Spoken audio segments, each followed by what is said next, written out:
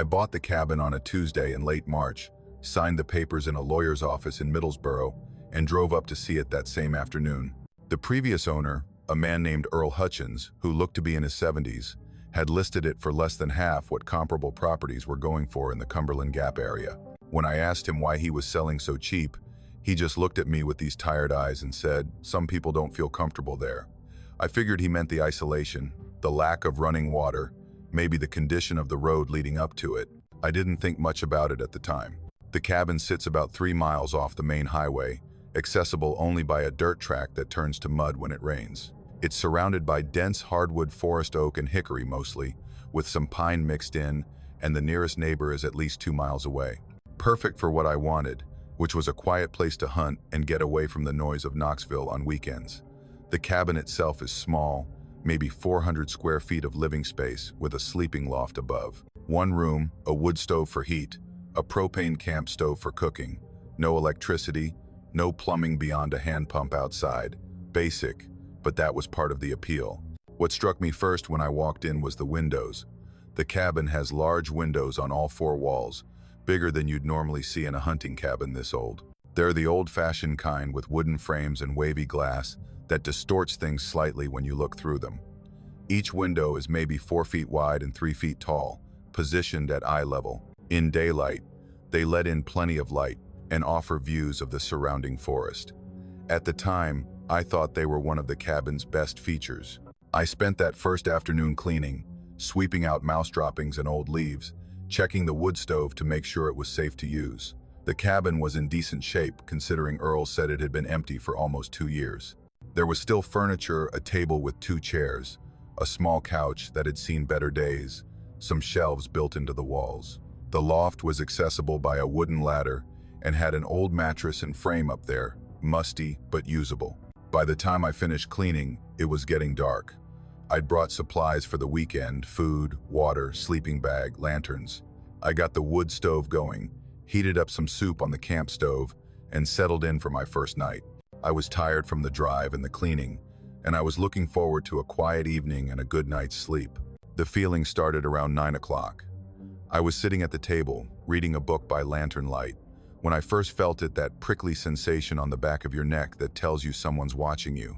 I looked up at the windows, but all I could see was darkness and the faint reflection of the lantern and myself in the wavy glass. The forest outside was completely black. No moon that night, no lights from anywhere, just darkness pressing against those big windows. I told myself it was just the strangeness of being in a new place, the isolation playing tricks on my mind. I went back to my book, but the feeling didn't go away. It got stronger. I found myself looking up at the windows every few minutes, scanning the darkness, seeing nothing but my own reflection staring back. Around 10:30, I gave up on reading and decided to go to bed. I climbed up to the loft with my sleeping bag, thinking that maybe being up higher, away from those windows, would help. The loft has one small window of its own, facing east, and I positioned my sleeping bag so I wasn't looking directly at it. I turned off all the lanterns except for one small one I kept burning low for comfort. I lay there for maybe an hour, not quite able to sleep, that watched feeling still crawling over my skin. The cabin was quiet except for the occasional pop from the wood stove below and the normal sounds of the forest outside, wind in the trees, the distant call of an owl. Normal sounds, nothing threatening, but I couldn't shake the feeling that something was wrong. Around midnight, I got up to use the bathroom, which meant going outside to the outhouse about 30 feet from the cabin. I climbed down from the loft and immediately froze. In the dim light from the lantern I'd left burning, I could see my reflection in all 4 of the main room's windows. That's normal. Of course, windows reflect things, especially at night when it's dark outside and light inside. But something about my reflections wasn't right. I was standing at the base of the ladder, facing the north window. My reflection in that window was looking at me, not looking in the same direction I was looking at me. The reflection's eyes were focused on my face, tracking my movement. I turned my head to look at the east window, and the reflection in the north window's eyes followed me. They stayed locked on me. My heart started pounding. I told myself I was imagining it, that it was the wavy old glass distorting things, that I was tired and spooked by the isolation. I walked toward the north window, watching my reflection, and the reflection's eyes never left my face. It wasn't mirroring my movements. It was watching me. I backed away from the window, my skin crawling, and looked at the other windows. Same thing.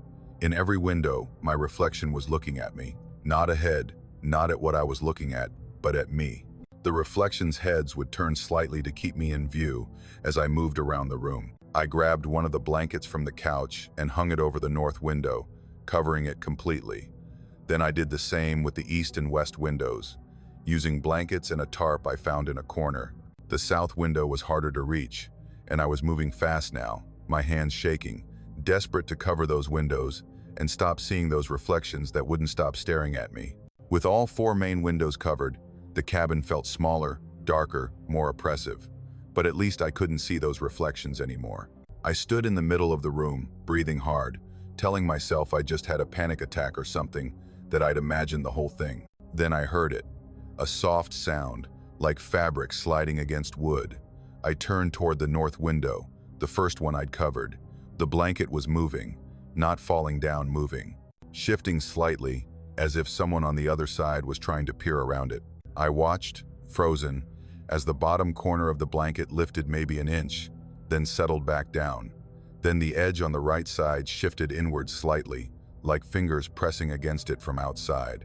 But there was no wind. The blanket moved again, the top left corner this time, pulling away from the window frame just enough that I could see a sliver of glass behind it. I grabbed the lantern and backed toward the ladder to the loft, not taking my eyes off that window. The blanket shifted again, more deliberately now. And then I saw it in the small gap where the blanket had pulled away from the frame. I caught a glimpse of the window glass. And in that glass, I saw my reflection. Just a sliver of it, but enough to see the eyes. My reflection's eyes were pressed close to the glass, looking in, looking at me with an intensity that made my blood run cold. I dropped the lantern. It didn't break, but the light guttered and went out, plunging the cabin into darkness. The only light now was the faint glow from the wood stove's vents. I scrambled up the ladder to the loft, breathing so hard I thought I might pass out, and huddled in the corner farthest from the loft's small window. For the next few hours, I heard sounds from below, the fabric of the blanket sliding against the walls, soft tapping on the windows, like fingernails on glass. At one point, I heard footsteps on the porch, slow and deliberate, walking from one window to another.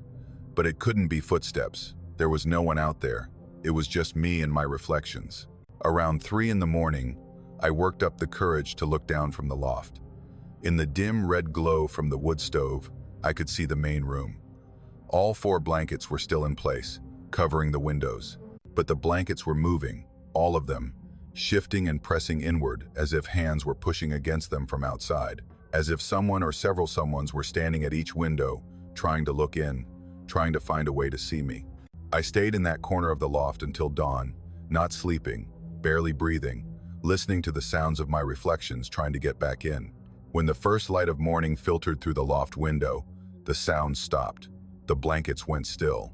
I climbed down from the loft slowly, every muscle in my body tense. I approached the north window and pulled the blanket down quickly, like ripping off a bandage. Morning light flooded in. The window glass was normal. I could see the forest outside, the trees, the morning mist. No reflections except the normal kind, showing the room behind me at the correct angle, moving when I moved, doing what reflections are supposed to do. I pulled down the other blankets.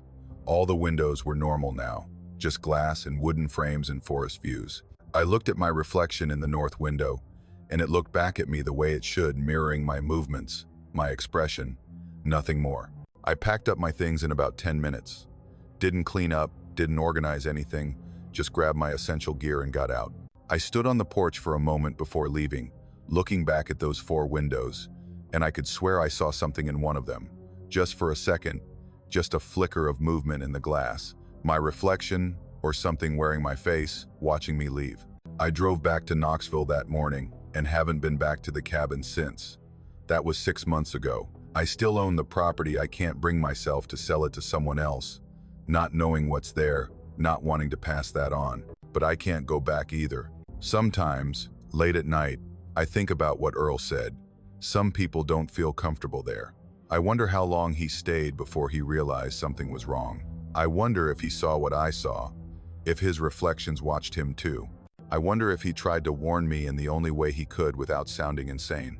And sometimes, when I'm in my apartment in Knoxville, I'll catch my reflection in a window or a mirror, and for just a second, I'll think the eyes are looking at me instead of with me. It's probably just paranoia, just the memory of that night playing tricks on my mind. But I've started keeping my blinds closed after dark, and I avoid mirrors when I can. Because I keep thinking about that cabin, sitting empty in the Cumberland forest, about those 4 windows looking out at nothing, or looking in at something. I think about my reflection, the one I left behind in that glass. I wonder if it's still there, standing at those windows, waiting, watching an empty room, or maybe watching for the day I come back. I wonder if reflections can get lonely, if they miss the people they're supposed to mirror, if they wait by windows in abandoned cabins, hoping someone will return so they can be whole again. I'll never know for sure, because I'm never going back. The cabin is still mine, legally. The deed is in my name. The property taxes get paid. But as far as I'm concerned, whatever is in that cabin now can keep it. I don't want it back. I don't want to see what's waiting for me in those windows.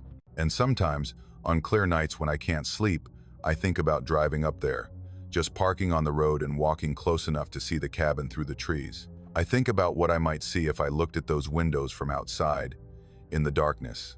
Whether my reflection would be standing there, looking out, waiting for me. But I never do it, because I'm afraid of what I might see. And I'm more afraid that if I get close enough, if I look at those windows one more time, my reflection might find a way to pull me back in.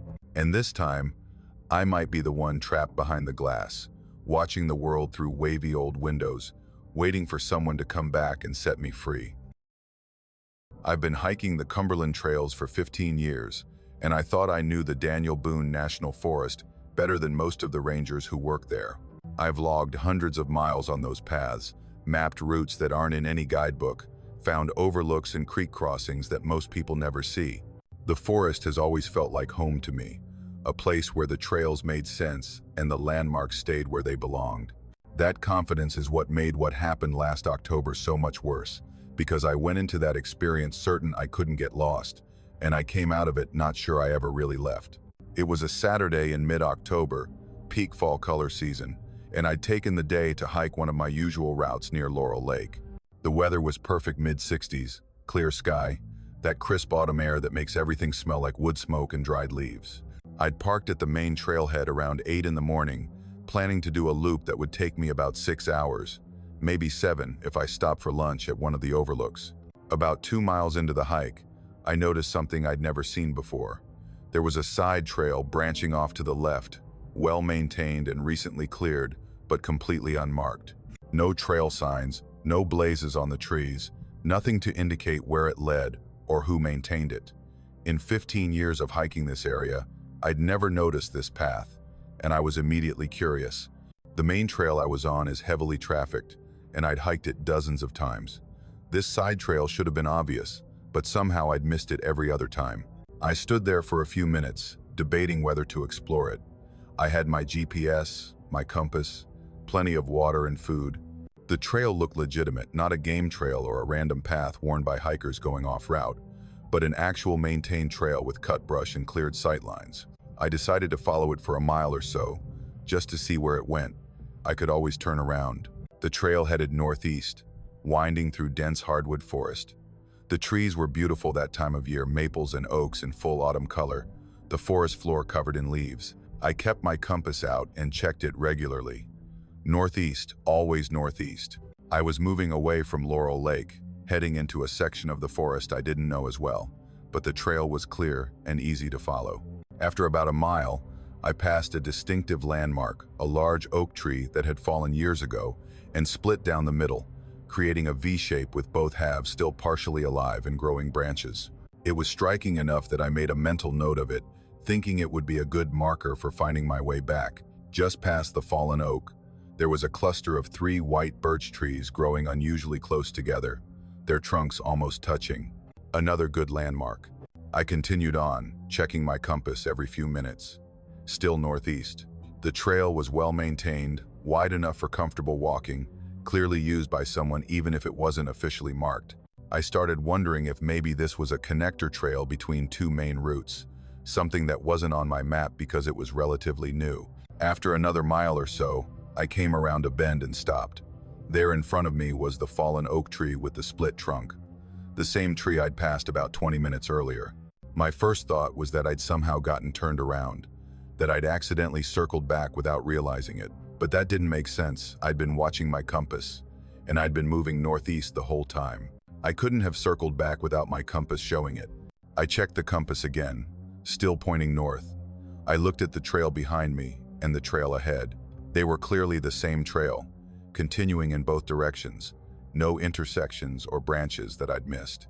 I walked past the fallen oak again, past the 3 birch trees, and kept going, more carefully now, watching for any turns or curves that might explain how I'd ended up back at the same spot. The trail continued northeast.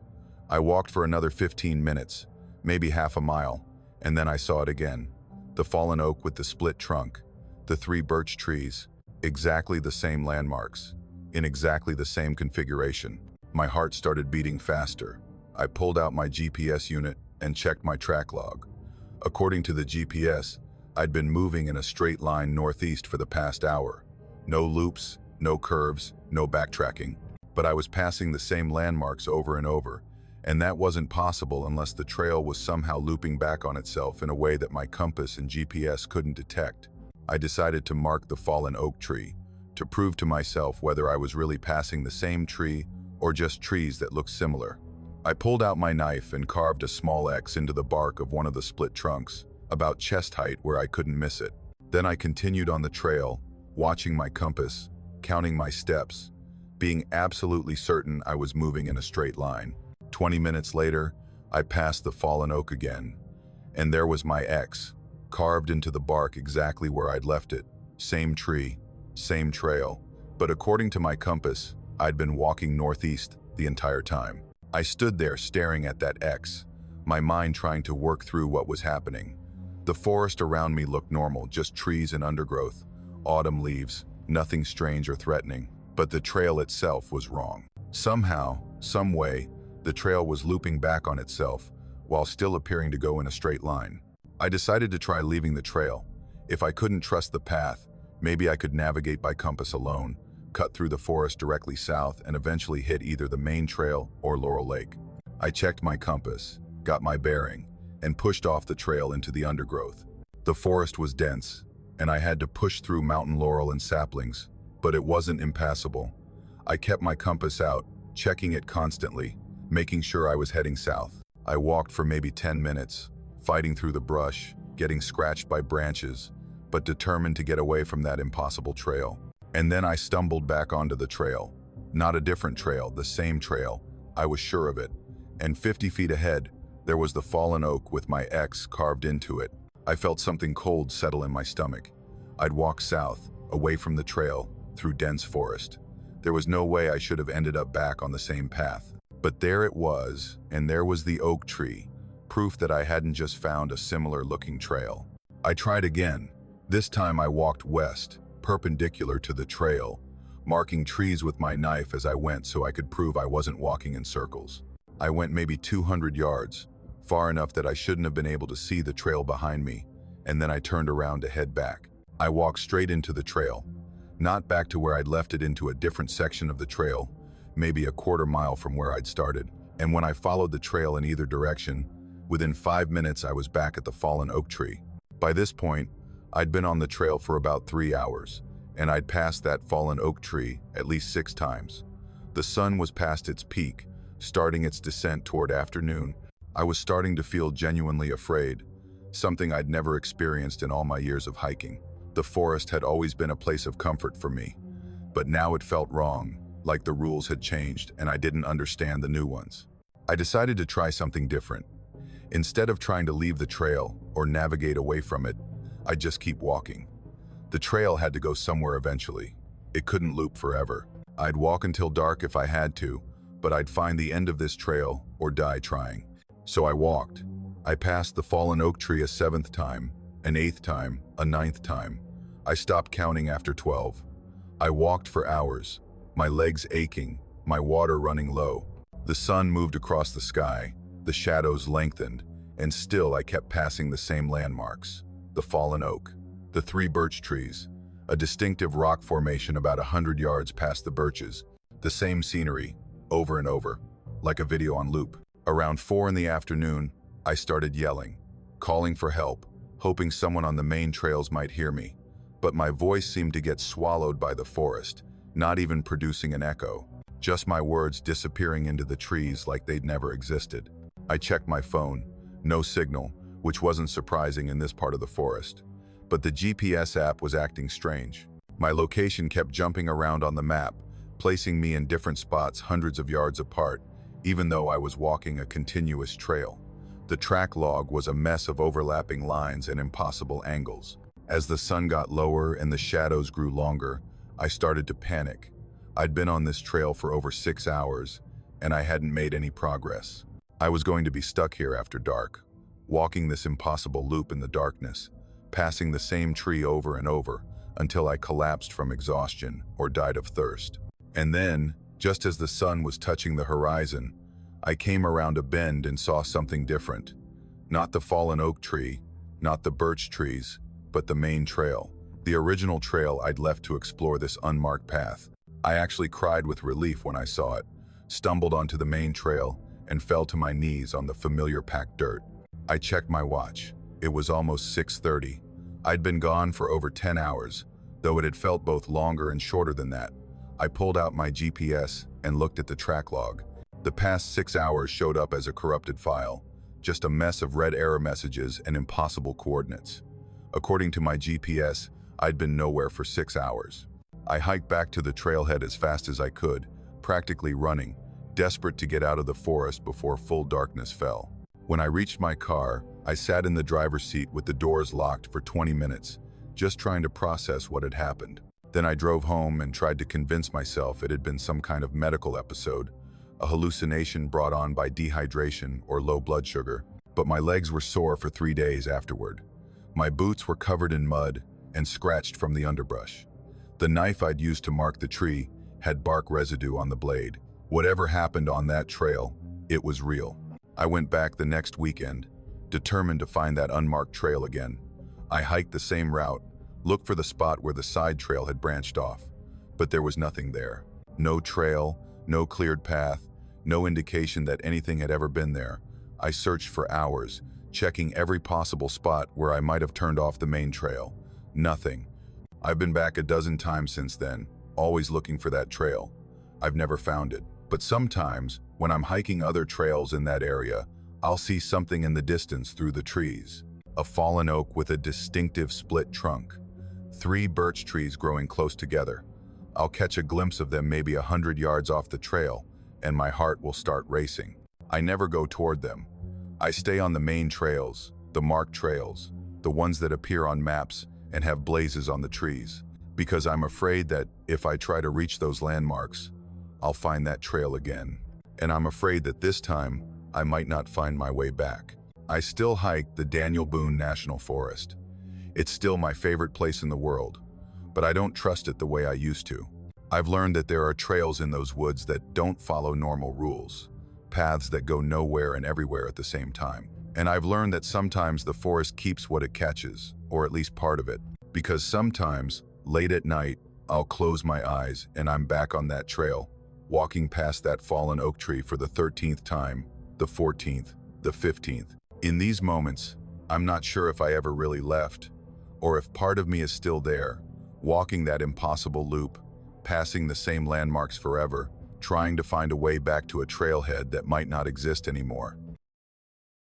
I found the campground by accident 5 years ago, and for a long time, I thought it was the best-kept secret in the southern Cumberland. I'd been exploring Forest Service roads on a lazy Saturday afternoon, taking turns at random just to see where they led, when I came across a narrow gravel road branching off from one of the main routes. There was no sign, no indication of where it went, but the road looked maintained enough that I decided to follow it. The road wound through dense forest for about 3 miles, getting rougher as it went, until it opened up into a small clearing. The campground was primitive but well kept. Maybe 6 designated camping spots arranged around a central area, each with a stone fire ring. There was a hand pump well at one end that actually worked, producing cold, clear water, No facilities beyond that, no picnic tables or trash cans, just the fire rings and a sense of peaceful isolation that felt like stepping back 50 years. I camped there that first night and fell in love with the place. It was always empty when I visited, which I came to appreciate. No other campers, no noise, just me in the forest and the sound of the creek running about 100 yards away.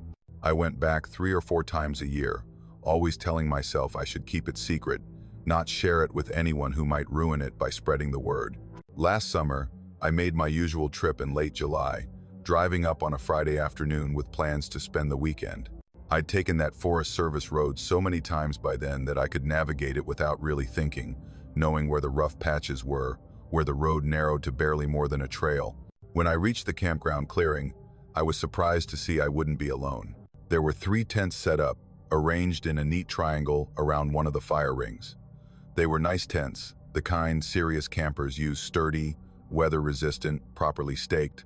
Gear was organized outside each tent: backpacks, cooking equipment, camp chairs. A fire was burning in the central ring, flames at a steady height, wood neatly stacked beside it. Everything looked orderly and well-maintained, the camp of experienced outdoors people. But there was nobody there. I parked my truck and got out, calling out a friendly hello. No response. I walked around the site, looking for the campers, figuring they'd gone for a hike or to get water from the well. The camp had that occupied feeling, like people had just stepped away and would be back any minute. Coffee pot near the fire, still warm when I touched it. Camp chairs positioned as if people had been sitting in them recently. But no people. I called out again, louder this time. My voice echoed slightly off the trees and died away. Nothing but the sound of the fire crackling and the distant murmur of the creek. I stood there for a few minutes, uncertain what to do. Part of me felt like I was intruding, standing in someone else's camp while they were away. But another part of me thought it was strange that all 3 campers would leave their site completely unattended with a fire burning. I decided to set up my own tent at the far end of the campground, in one of the spots furthest from the occupied sites. I'd give them their space, and when they came back from wherever they'd gone, I'd introduce myself properly. It's normal campground etiquette, and there was plenty of room for all of us. I spent the next hour setting up my tent and organizing my gear, keeping an eye on the other camp, waiting for the occupants to return. The afternoon wore on into evening, and still nobody appeared. The fire kept burning at the same steady height, which I found odd. Fires burn down. They need tending, but this one looked exactly the same as when I'd arrived 2 hours earlier. As twilight settled over the campground, I walked over to the occupied sites, thinking maybe I should check on the fire, make sure it was safe to leave unattended if the campers had gotten delayed somehow. As I got closer, I could see more details. The tents were expensive models, maybe a few years old but well maintained. Through the mesh windows, I could see sleeping bags inside, laid out flat as if people were sleeping in them. There were personal items visible: books, headlamps, water bottles. But something about it felt wrong. The sleeping bags were too neat, too symmetrical. They didn't have the rumpled look of bags that had been slept in. They looked arranged, like a display in a camping store, and they were completely still. No movement at all, not even the subtle shift you'd expect from breathing or someone adjusting in their sleep. I called out again, feeling foolish now, standing in someone else's camp calling into their tents. Hello, anyone here? Nothing. Just the fire crackling and the wind moving through the trees above. I backed away from the tents and returned to my own camp. The sun was setting now, and I got my own fire started, made dinner, tried to shake off the uneasy feeling that had been building in my chest. Maybe the campers had decided to do a longer hike than planned and had gotten caught out after dark. Maybe they'd found a good spot to watch the sunset and lost track of time. There were reasonable explanations. But as darkness fell completely and the stars came out, I kept watching that other camp, and I started noticing things that made my skin crawl. The fire never changed. I'd been watching it for hours now, and the flames stayed at exactly the same height, the same intensity. The wood in the fire never burned down, never needed replacing. It just kept burning at that constant, impossible level. The tents didn't move. There was a breeze that night, strong enough that I could feel it, strong enough that my own tent fabric rippled and shifted. But those 3 tents stood perfectly still, like they were made of stone instead of nylon. And the sleeping bags, I'd walked close enough earlier to see them through the mesh, they never moved either. No shifting, no stirring, nothing. Just 3 sleeping bags laid out in 3 tents, perfectly still, hour after hour. Around 10 o'clock, I decided I'd had enough. I'd pack up in the morning and leave, let whoever owned this camp have their strange, too perfect setup. But as I was getting ready to turn in for the night, I heard voices. They came from the direction of the occupied tents, multiple voices talking and laughing, the sounds of people having a good time around a campfire. I stood up, relieved, thinking the campers had finally returned. I grabbed my flashlight and started walking toward their camp, ready to apologize for worrying, ready to laugh about the misunderstanding. But as I got closer, I realized something was very wrong. The voices were coming from inside the tents, all 3 of them, simultaneously. Conversations happening in each tent, overlapping, the sound of people talking and laughing and settling in for the night. But the tent flaps never opened. No one had returned to the camp. The voices were just there, coming from inside tents that no one had entered. I stopped walking, my flashlight beam shaking in my hand. The voices continued casual conversations, someone laughing at a joke, someone else saying they were tired and ready for sleep. Normal camping sounds, except they were coming from empty tents, from sleeping bags that still hadn't moved. I backed away slowly, not taking my eyes off those tents. The voices continued, and now I could hear other sounds. Zippers being pulled, the rustle of someone getting into a sleeping bag, the soft thump of someone punching their pillow into shape.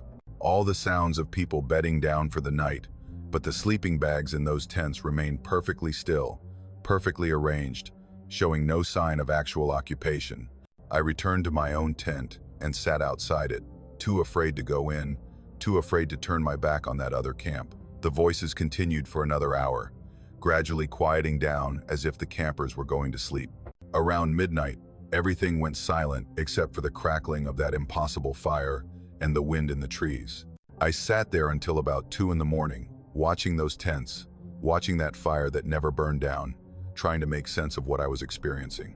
Part of me wanted to walk over there, to unzip those tents and look inside, to prove to myself that there was a rational explanation. But a larger part of me knew that if I did that, if I looked inside those tents, I'd see something I didn't want to see. Around 2:30, I made a decision. I packed up my tent in the dark, working as quietly as I could, throwing everything into my truck without bothering to organize it. I started the engine, and as I did, I swear I heard something from those 3 tents. Not voices this time, but a sound like fabric tearing, like something trying to get out. I drove out of that campground faster than I should have, the truck bouncing over the rough Forest Service road, branches scraping against the sides. I didn't look back in my mirrors. I didn't want to see if something was following me. I made it back to the main road as the sun was coming up, and I kept driving until I was back home, back in civilization, back where things made sense. I've tried to find that campground 3 times since then. I've driven that same Forest Service road, taken every turn I remember taking, looked for the landmarks I used to navigate by.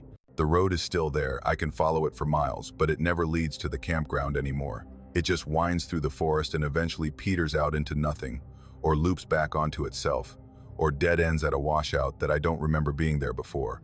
I've looked at maps, both modern and historical. I've searched for records of campgrounds in that area. Nothing matches what I remember. It's like the place never existed, except I have photos on my phone from my previous trips there. The clearing, the stone fire rings, the hand pump well. But when I try to show people those photos, the images are corrupted, showing nothing but digital noise and error messages. I've talked to other people who camp in the southern Cumberland, asked if they know about any primitive campgrounds accessible by Forest Service roads. No one knows what I'm talking about. Some of them have given me strange looks, like they think I'm making it up or confusing my memories. But I know what I saw. I know I found that campground 5 years ago and camped there multiple times without incident. And I know that something changed last summer, that something was there in those tents. Something that sounded like people but wasn't, something that maintained a perfect camp and a fire that never burned down and sleeping bags that never moved. I think about those voices I heard coming from inside the tents, the casual conversations and laughter. I think about how normal it all sounded, how much it sounded like actual campers settling in for the night. And I think about the fact that I'd been camping alone in that place for years, always thinking I was the only one there. But maybe I wasn't alone. Maybe those other campers had been there all along, in their neat tents with their organized gear and their perfect fire. Maybe I just couldn't see them during my earlier visits. Maybe something changed last summer that made them visible. Or maybe I was supposed to see them this time. I don't camp in the southern Cumberland anymore. I've found other places, safer places, places where the campgrounds are on official maps and the Forest Service roads lead where they're supposed to lead. But sometimes, when I'm lying in my tent at night in some new location, I'll hear voices from nearby campsites. Normal voices, people talking and laughing and having a good time. And I'll lie there listening, making sure the voices match with movement, making sure tent flaps open and close, making sure people actually come and go. Because I'm afraid that one night, I'll hear those voices again. Those two normal conversations coming from tents that no one enters. And I'm afraid that this time, the voices will call out to me, will invite me to join them around their eternal fire, to settle into one of their perfectly arranged sleeping bags. And I'm afraid that if I accept that invitation, I'll become like them, another camper in a camp that doesn't exist, maintaining a fire that never burns down, sleeping in a bag that never moves, waiting for the next lost soul to stumble into our clearing and wonder where everyone went. I've worked for the Cumberland District Forest Service for 7 years, and most of my job is exactly what you'd expect: trail maintenance, visitor education, wildlife monitoring. But there's another part of the job that doesn't make it into the recruiting brochures, and that's checking on the old infrastructure scattered throughout the national forest. Fire towers, mostly, relics from the days before satellite monitoring and aerial surveillance. Most of them haven't been actively used since the 70s or 80s, but they're still standing, still technically Forest Service property, and someone has to inspect them annually to make sure they're not becoming safety hazards. The tower on Pine Mountain has always been my responsibility. It's one of the older ones, built in the late 1942s, a 70-foot steel structure with an enclosed observer's cabin at the top. According to the records, it was abandoned in 1974 when the service transitioned to more modern fire detection methods. The tower is still structurally sound. These old steel frames can last a century if they're maintained. So every year in early October, I make the hike up Pine Mountain to inspect it. The first time I did the inspection was 3 years ago, not long after I'd been hired. It was a beautiful autumn day, the kind where the air is crisp and the leaves are at peak color. The trail up to the tower is about 4 miles, gaining maybe 1,500 feet in elevation, and it's not heavily used. Most hikers stick to the more popular trails with better views. I had the mountain to myself that day. The tower sits in a small clearing near the summit, surrounded by oak and hickory trees that have grown tall enough that they partially obscure what used to be a 360-degree view. The steel frame was showing its age rust in places, paint peeling, but it looked stable enough. I walked around the base, checking the concrete footings, making notes on my inspection form. Everything looked fine from the ground. Then I climbed up. The stairs spiral around the outside of the tower, metal grating that rang under my boots. There are 7 platforms on the way up, places where the stairs turn back on themselves. And by the time I reached the top platform at 70 feet, I could feel the whole structure swaying slightly in the wind. Not dangerous, just the natural flex of a tall metal structure, but it took a moment to get used to. The observer's cabin sits on the top platform, a small enclosed room, maybe 8 feet by 8 feet, with windows on all sides. The door was unlocked, which was normal. We don't secure these old towers because there's nothing valuable inside, and locking them just encourages people to break in. I opened the door and stepped inside, and immediately something felt wrong. The cabin was clean, not just tidy, but actually clean, like someone had recently swept and dusted. The windows were clear, the floor was free of debris, and there was no sign of the mouse droppings or bird nests you'd expect in an abandoned structure. There was a desk built into one wall, a chair, and some old equipment binoculars, a paper map under glass, a logbook, all of it clean, all of it organized. I stood there for a moment, trying to make sense of it. Maybe another Forest Service employee had been up here recently and done some cleaning, though I couldn't imagine why. I checked the logbook, which was supposed to record all visits to the tower. The last entry was from 1974, written by someone named J. Patterson on October 15th. End of season, tower secure, no issues to report. I added my own entry. noted the unusual cleanliness in my inspection report, and climbed back down. I mentioned it to my supervisor when I got back to the office, and he said he'd look into it, but I never heard anything more about it.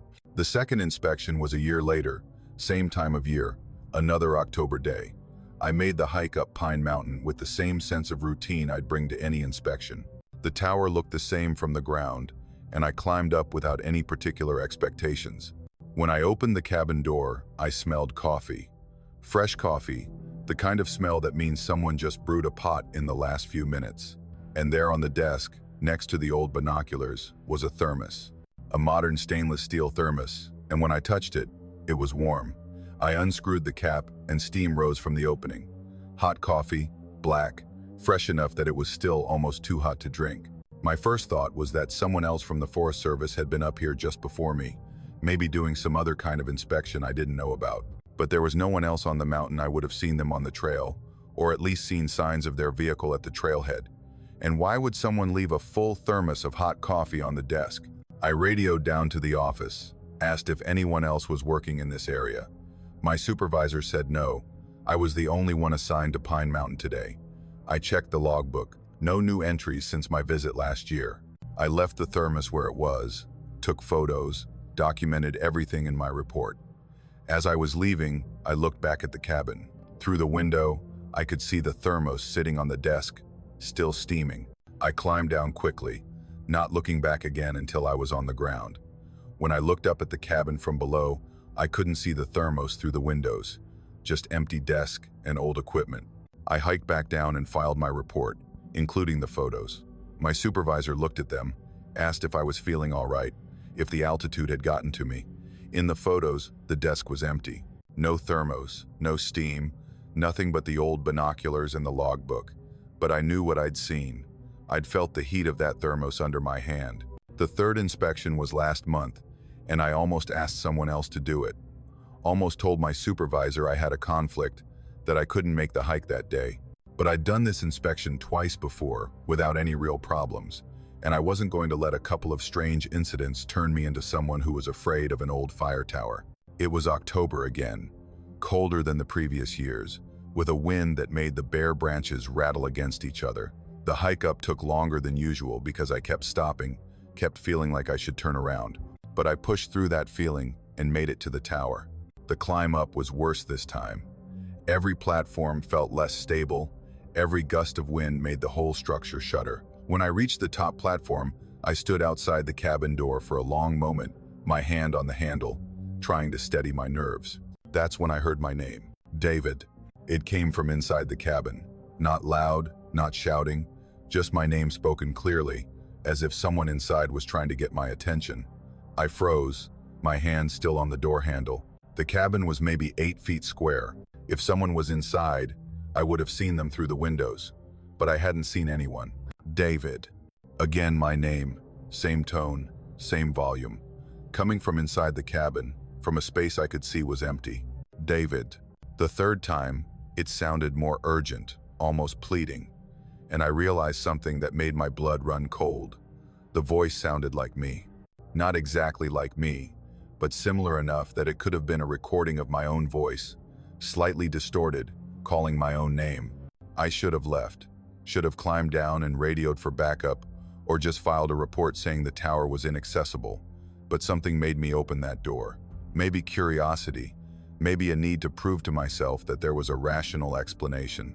The cabin was empty. The same desk, the same chair, the same old equipment. But the logbook was open, which was strange because I always closed it when I left. It was open to today's date, October 12th, 2024, and there was a new entry. The handwriting looked like mine. Not just similar, but identical to my own handwriting, down to the way I cross my T's and loop my Y's. The entry read, "Don't come back. It's not safe up here anymore. It knows you now." I stood there staring at those words, my own handwriting telling me not to come back, warning me that something knew me now. I hadn't written that entry. I just opened the door. But there it was, in ink that looked fresh, in handwriting that was unmistakably mine. I grabbed the logbook, closed it, and backed out of the cabin. My hands were shaking as I climbed down the tower stairs, going as fast as I dared, not looking back up at the cabin, When I reached the ground, I ran. Actually ran down the trail, something I'd never done before, not caring how it looked, just needing to get away from that tower. I radioed my supervisor from the trailhead, told him about the entry in the logbook, about hearing my name. He said he'd send someone else for future inspections, that I didn't need to go back to that tower. I was relieved, grateful that he believed me enough to reassign the inspection. But it didn't stop there.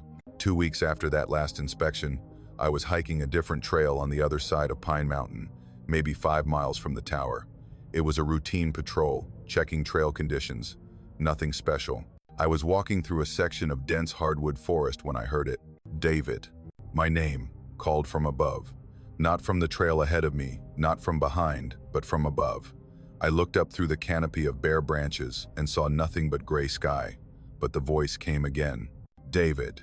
The same voice that had called from inside the cabin. The same voice that sounded like me but wasn't me. Calling from somewhere above, from the sky or the treetops or somewhere even higher. I didn't run this time.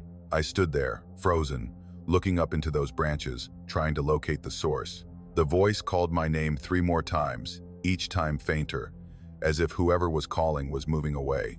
And then it stopped. I've heard it 4 more times since then. Always when I'm on Pine Mountain, always from above. Sometimes it's faint, barely audible.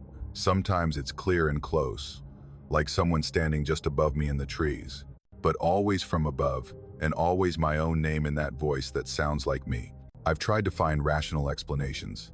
Echo effects, auditory hallucinations, brought on by stress or altitude.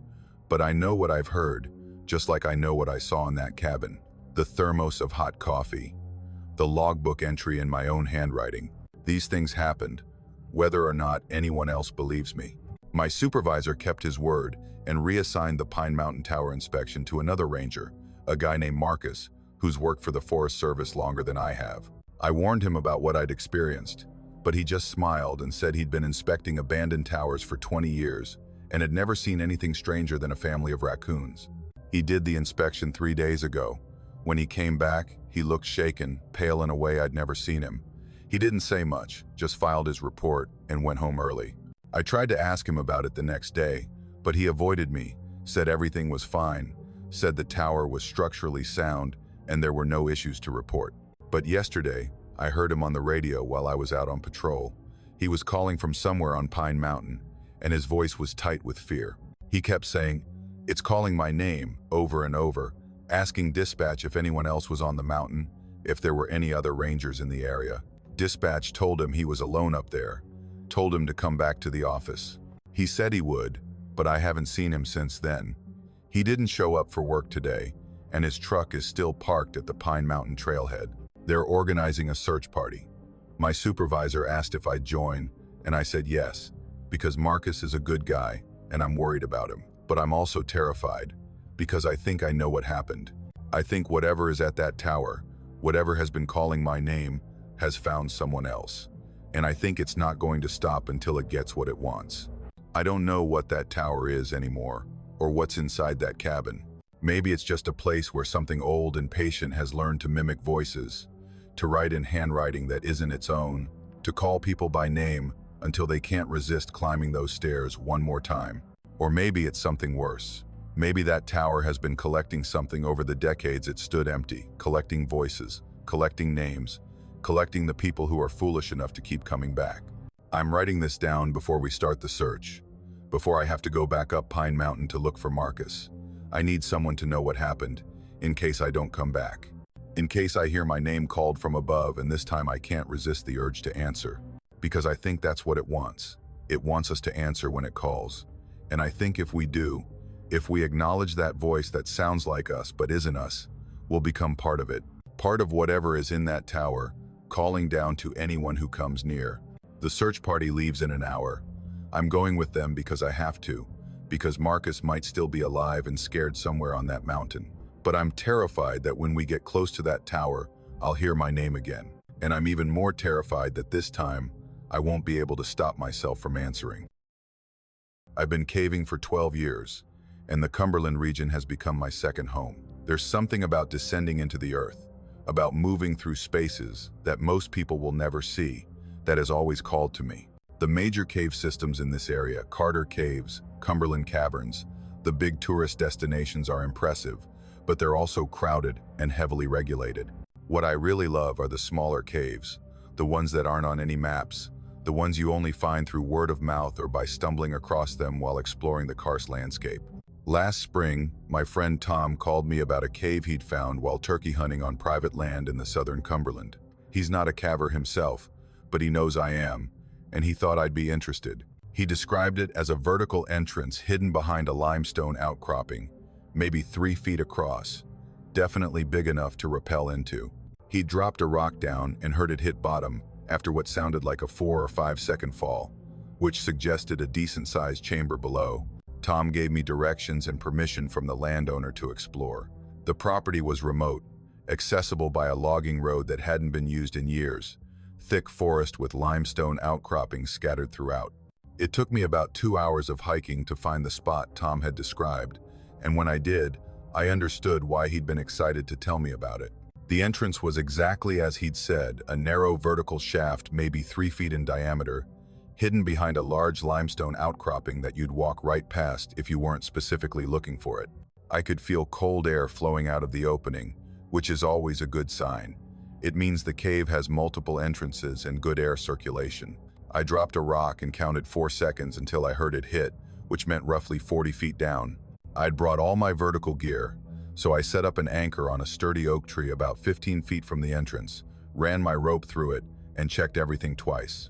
Rappelling into an unexplored cave by yourself is stupid, and I knew it, but I was too excited to wait. I told myself I'd just go down, take a quick look, and come back with proper backup if it looked promising. The descent was straightforward, just a straight vertical drop down a circular shaft worn smooth by water over millennia. At about 40 feet, my feet touched solid ground and I unclipped from the rope. I turned on my headlamp and looked around. The chamber was massive. My light couldn't reach the far walls, which meant it was at least 100 feet across, probably more. The ceiling soared up at least 30 feet above my head, covered in flowstone formations that looked like frozen waterfalls. Stalagmites rose from the floor like stone trees, some of them 6 or 8 feet tall, and I could hear water the sound of an underground stream somewhere nearby. I spent the next 3 hours exploring. The main chamber had at least 5 passages leading off in different directions, some of them large enough to walk through upright, others requiring crawling or chimneying. I followed one passage for maybe 200 feet and found myself in another chamber, this one with an active stream flowing through it. The water was crystal clear, cold enough to make my hands ache when I touched it. The formations were incredible.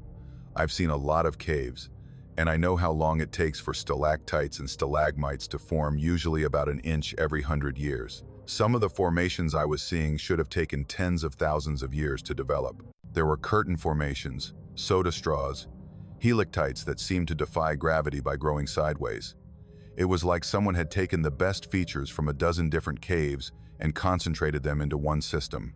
I took photos of everything, trying to document what I was seeing, trying to map the passages in my head so I could come back with proper surveying equipment. I marked my route with small cairns, just piles of 3 or 4 rocks to show which passages I'd already explored. At one point, I found myself in a chamber that must have been 50 feet high with a natural dome ceiling. I stood in the center and shouted, just to hear the echo, and the sound came back to me layered and strange, like multiple voices answering. After about 3 hours, I reluctantly decided I should head back. My carbide lamp was running low, and I wanted to get out while I still had good light. I followed my cairns back to the main chamber, then climbed up the rope to the surface. When I emerged from the cave, the sun was setting, painting the sky orange and red through the trees. I immediately marked the location on my GPS unit, taking multiple readings to make sure I had accurate coordinates. Then I flagged the area, tied bright orange surveyor's tape to several trees near the entrance, making it impossible to miss. I took photos of the limestone outcropping from multiple angles. I even sketched a rough map showing the relationship between the entrance and nearby landmarks. I was already planning my next trip as I hiked back to my truck. I'd bring my friend Sarah, who's an experienced caver and knows how to survey caves properly. We'd map the whole system, take proper photos, maybe even discover new passages that I'd missed. 2 weeks later, I returned with Sarah and all our gear. We hiked in together, following my GPS coordinates, looking for my orange flags. The GPS led us to the right area. I recognized the terrain, recognized some of the trees. But when we got to the exact coordinates where the entrance should have been, there was nothing there, just solid limestone. No outcropping, no entrance, no shaft, just a limestone face that looked like it had been solid for millions of years. Sarah suggested my GPS coordinates might be slightly off, so we expanded our search. We spent 4 hours combing the area, looking behind every limestone formation, checking every depression in the ground. Nothing. No entrance, no sign that a cave had ever been there. I was baffled. I showed Sarah the photos on my camera, the entrance, the chamber, the formations. She agreed that the photos were real, that the cave clearly existed, but we couldn't find it. We came back the next weekend and searched again. Nothing. I've been back 6 times now, bringing different people each time. Other cavers who know the area, who have explored dozens of caves in the Cumberland. We've covered square miles of forest, checked every GPS coordinate within 100 yards of where I swear the entrance was. No one has found anything. I started to think I was going crazy, that maybe I'd dreamed the whole thing or misremembered the location. But I had the photos. Hundreds of photos of that cave, proof that I'd been there, proof that it existed. Last week, I was going through those photos again, studying them for clues that might help me find the entrance. I was zooming in on details, looking at the formations, when I noticed something in one of the photos that made my blood run cold. The photo showed a section of wall in one of the side passages, covered in flowstone. I'd taken it to capture a particularly nice formation, but when I zoomed in on the background, I saw handprints. Dozens of them, pressed into the flowstone, like someone had put their hands against the wet stone thousands of years ago and left their prints behind. That alone wasn't necessarily strange. Ancient peoples explored caves, left their marks, but these handprints were everywhere. I started going through all my photos systematically, looking at the edges, the backgrounds, the parts I hadn't paid attention to when I was taking the pictures. Every photo had them, hundreds of handprints on the walls, the ceiling, the floor. Some were large, adult-sized, but some were small, very small, too small to be human. I measured them against the scale in the photos, using formations of known size as reference. The smallest handprints were maybe 3 inches across, with fingers that were too long and thin to match human proportions. They were everywhere in that cave, overlapping in places, covering surfaces like wallpaper. I showed the photos to a friend who's an anthropologist. She looked at the handprints for a long time, measuring them, comparing proportions. Finally, she said, "These don't match any known primate hands. The proportions are wrong, the fingers are too long, and the thumb placement is off. Where did you say you took these?" I told her about the cave, about not being able to find it again. She suggested I might have altered the photos, maybe as a joke, but I hadn't. These were straight from my camera's memory card, unedited, the metadata intact, showing the date and GPS coordinates of where each photo was taken. I've started having dreams about that cave. In the dreams, I'm back in the main chamber, my headlamp cutting through the darkness. But this time, I'm not alone. I can hear movement in the passages, the sound of hands and feet on stone. I see shapes at the edge of my light, small figures pressed against the walls, watching me. In the dreams, I realize that the handprints aren't old. They're fresh, and something down there is still making them. I've stopped looking for the entrance. Part of me is relieved that I can't find it again, because I'm not sure I want to know what made all those handprints. But another part of me can't stop thinking about it, can't stop wondering what I stumbled into during those 3 hours underground. Sometimes I think about the cairns I left, the little piles of rocks marking my route through the passages. I wonder if they're still there, in a cave that no longer has an entrance, in chambers that no one can reach. I wonder if whatever lives down there has found those cairns, has studied them, has tried to understand what they mean. And I think about the echo I heard when I shouted in that domed chamber. The way it came back layered and strange, like multiple voices. I thought it was just acoustics, just the sound bouncing off stone in complex ways. But now I wonder if it was something else. If what I heard wasn't an echo at all, but answers. Voices in the dark, responding to my shout, calling back to me in tones that almost sounded human. I still have all the photos. I've made backups, stored them in multiple locations, because part of me needs proof that the cave existed, that I didn't imagine it, but I've stopped showing them to people. The questions are too hard to answer, and the looks I get when I try to explain make me feel like I'm losing my grip on reality. Last night, I had a different kind of dream. I was standing at my truck, preparing for another search, when I heard something in the forest. A sound like stone scraping against stone, rhythmic and deliberate. I followed it, pushing through the underbrush, and found the entrance. But this time, there was something different about it. The cold air flowing out smelled wrong, like earth and water and something else. Something organic and old. In the dream, I could see handprints on the rocks around the entrance. Fresh ones, the stone still wet where fingers had pressed. And I could hear sounds from below, echoing up the shaft. Not water dripping or wind moving through passages, but voices. Small voices, speaking in a language I didn't recognize, calling up to me from 40 feet down. I woke up in a cold sweat, my heart pounding. And for just a moment, in that space between sleep and waking, I could still smell that wrong smell from the cave, still hear those voices echoing up from somewhere deep underground. I don't think I'm going to find that cave again. But I'm starting to think that maybe the cave found me, that I wasn't supposed to discover it, wasn't supposed to spend 3 hours down there taking photos and exploring passages. And I think maybe the reason I can't find the entrance anymore is because something down there has closed it, sealed it shut from the inside, blocking the way in so that no one else can stumble into their home.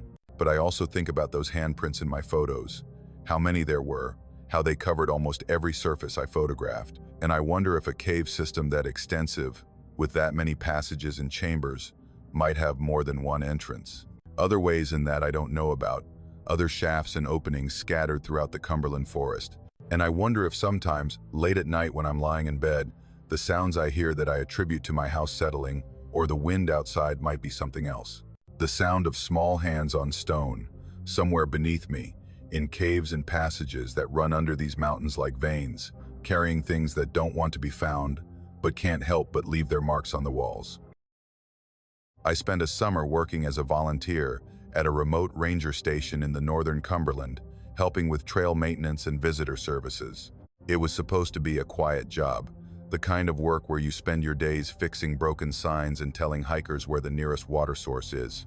The station itself was small, tucked into a grove of hemlocks about 3 miles off the main highway, accessible only by a gravel road that turned to mud when it rained. The building was modest, just a main office where we kept the maps and logbooks, a storage room packed with tools and first aid supplies, a bathroom that always smelled faintly of pine cleaner, and a back room we used for equipment. 4 rooms total. I counted them my first day there, the way you do when you're getting familiar with a new place. The senior ranger was a woman named Carolyn, mid-50s. With gray hair she kept in a tight bun, and hands that looked like they'd spent decades working outdoors.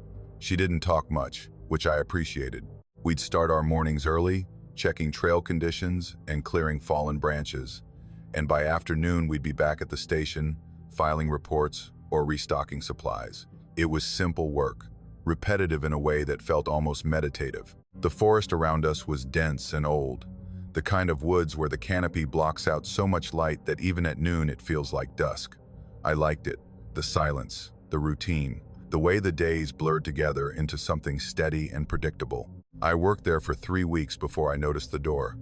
It was at the end of the hallway, past the bathroom, a door I'd walked by dozens of times without really seeing it. You know how that happens. Sometimes something sits in your peripheral vision so long it just becomes part of the background, invisible until the moment it isn't. I was carrying a box of batteries to the storage room when I glanced down the hall and saw it. An old wooden door, darker than the walls around it, with a brass handle that looked tarnished with age. I stopped, staring at it, trying to remember if I'd ever noticed it before. I couldn't, but it had to have been there. Doors don't just appear. I set the box down and walked over to it, running my hand along the frame. The wood was rough, splintered in places, and there was no label or marking to indicate what the room was for. I tried the handle, locked. I knocked, just to see if maybe someone was using it for storage or something, but there was no response, just the hollow sound of my knuckles against wood. I stood there for a moment, feeling oddly unsettled, then shook it off and went back to work. That evening, I asked Carolyn about it. She was sitting at the desk in the office, filling out a supply requisition form, and she looked up when I walked in.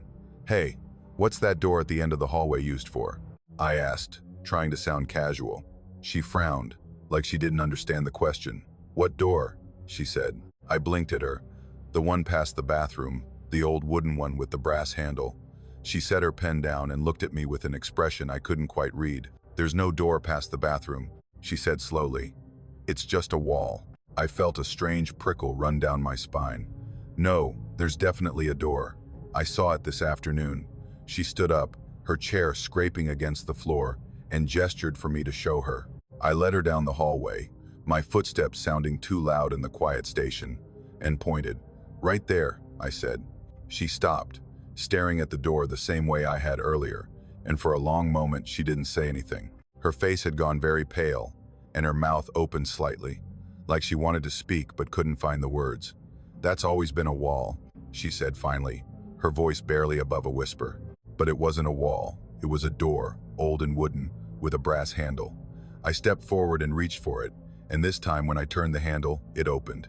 The door swung inward with a low creak, revealing another hallway, not a room. A hallway, long and dim, stretching farther than the station itself should allow. There were more doors on both sides, 6 or 7 of them at least, evenly spaced along the walls. The air that came out smelled stale, like a place that hadn't been opened in years, and there was a faint mustiness that made my throat tighten. Carolyn made a small noise, something between a gasp and a whimper, and I turned to look at her.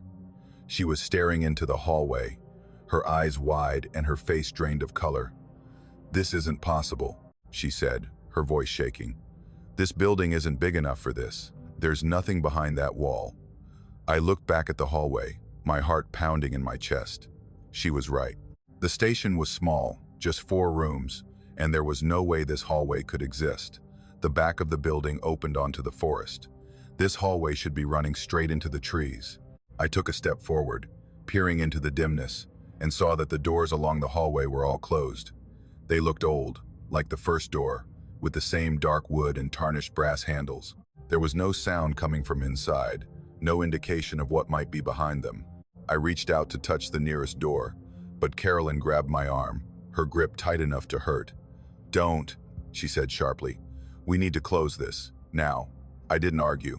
There was something in her voice, a raw edge of fear that I'd never heard before, and it made my own unease spike into something closer to panic. We backed out of the doorway, and I pulled the door shut, hearing the latch click into place. Carolyn fumbled with the lock, her hands trembling, and when it was secured, she stepped back, breathing hard. "We don't talk about this," she said, looking at me with an intensity that made it clear this wasn't a suggestion. "We lock it, we don't open it again, and we don't talk about it." I nodded, though I didn't understand.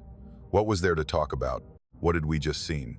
But she didn't offer any explanation, and I didn't ask. We went back to the office in silence, and she busied herself with paperwork while I sat at the other desk, staring at the wall and trying to make sense of what had happened.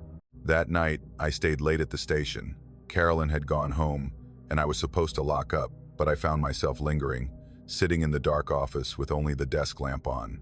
I kept thinking about that hallway, the way it stretched impossibly into space that shouldn't exist, the doors lined up like they were waiting for something. I told myself I was being ridiculous, that there had to be a logical explanation. Maybe it was an old addition to the building, something that had been sealed off and forgotten. Maybe the maps were wrong, and the station was bigger than I thought. But I didn't believe any of that. And when I finally got up to leave, I heard the footsteps. They came from down the hallway, past the bathroom, behind the locked door. Not one set of footsteps. Many. A dozen, maybe more, moving in different directions, like a crowd of people walking through those impossible rooms. I froze, my hand on the light switch, listening. The footsteps were slow and deliberate, not hurried, and they were accompanied by the faint creak of floorboards and the soft sound of doors opening and closing. I stood there for what felt like an eternity, my heart hammering in my chest, too terrified to move. Then, as suddenly as they'd started, the footsteps stopped. The hallway was silent again, and I forced myself to walk to the door to check the lock. It was still secured, the brass handle motionless. I pressed my ear to the wood, holding my breath, but there was nothing, no sound at all. I left the station quickly, locking the front door behind me and practically running to my car. I didn't sleep well that night, and when I came back the next morning, I found the locked door standing open. Carolyn was already there, staring at it with the same pale, stricken expression she'd had the day before. I walked up beside her, my stomach sinking. The door was wide open, the hallway visible beyond it, but when I looked inside, there was nothing. No hallway, no doors, just a wall, blank and solid, as if the impossible space had never existed. "It was locked," I said, my voice hoarse. Carolyn nodded slowly. "I know," she said. We stood there for a long time, neither of us saying anything, and then she reached out and closed the door. It latched shut with a soft click, and when I looked at the wall, the door was gone. Just a smooth, unbroken surface, exactly as Carolyn had said it should be. I wanted to ask her what was happening, to demand an explanation, but I could see in her face that she didn't have one. Or if she did, she wasn't going to share it. We went about our work that day in a tense, uneasy silence, and I found myself glancing down the hallway every time I passed it, half expecting to see the door again. But it stayed gone. Days passed, and I started to convince myself that I'd imagined the whole thing, that stress or exhaustion or some trick of the light had made me see something that wasn't there. Carolyn didn't bring it up, and neither did I. We fell back into our routine, and the summer wore on. But sometimes, late at night when the station is quiet and I'm alone, I can hear those footsteps behind the wall. They're faint, barely audible, like they're coming from very far away or through layers of something thick and muffling.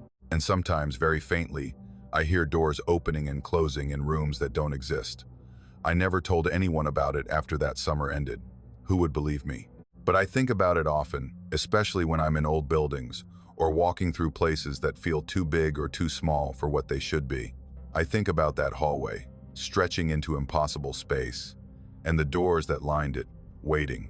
And I wonder what would have happened if I'd opened one of them, what I would have found on the other side, or what might have found me.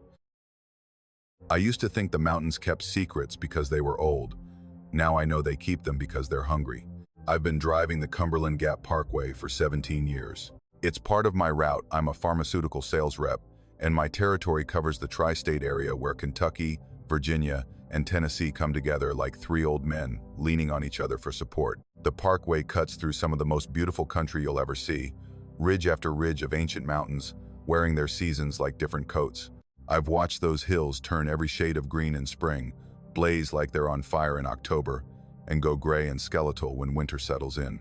There's an overlook about halfway through my usual drive, mile marker 73, where the road makes a long curve and opens up to a view that stops your breath the first time you see it. The Park Service built it up nice wide pullout with room for maybe a dozen cars, a low stone wall running along the edge, and a couple of those brown interpretive signs telling you about thrust faults and sedimentary layers and how these mountains are older than bones. On a clear day, you can see 3 states from that spot. The drop is straight down, 200 feet of nothing but air before you hit the rocks below. I stopped there all the time. Ate my lunch there probably twice a week, sitting on the hood of my Accord with a sandwich from whatever gas station I'd passed, just looking out at all that emptiness and letting my mind go quiet. It was peaceful. The kind of place that made you feel small in a good way, like your problems weren't as big as you thought because look at all this. Look at how much world there is. That changed 6 months ago. I noticed the new sign first. It was bigger than the geological ones, red lettering on white. Stay behind the wall. I remember thinking it was a little aggressive. The wall was only about 3 feet high. You could step over it easy if you wanted to, but why would you? The edge was right there, obvious and deadly. Anyone with half a brain could see the danger. People had fallen before. Sure, I'd heard about a teenager back in the 90s and some hiker who got too close trying to get a photo.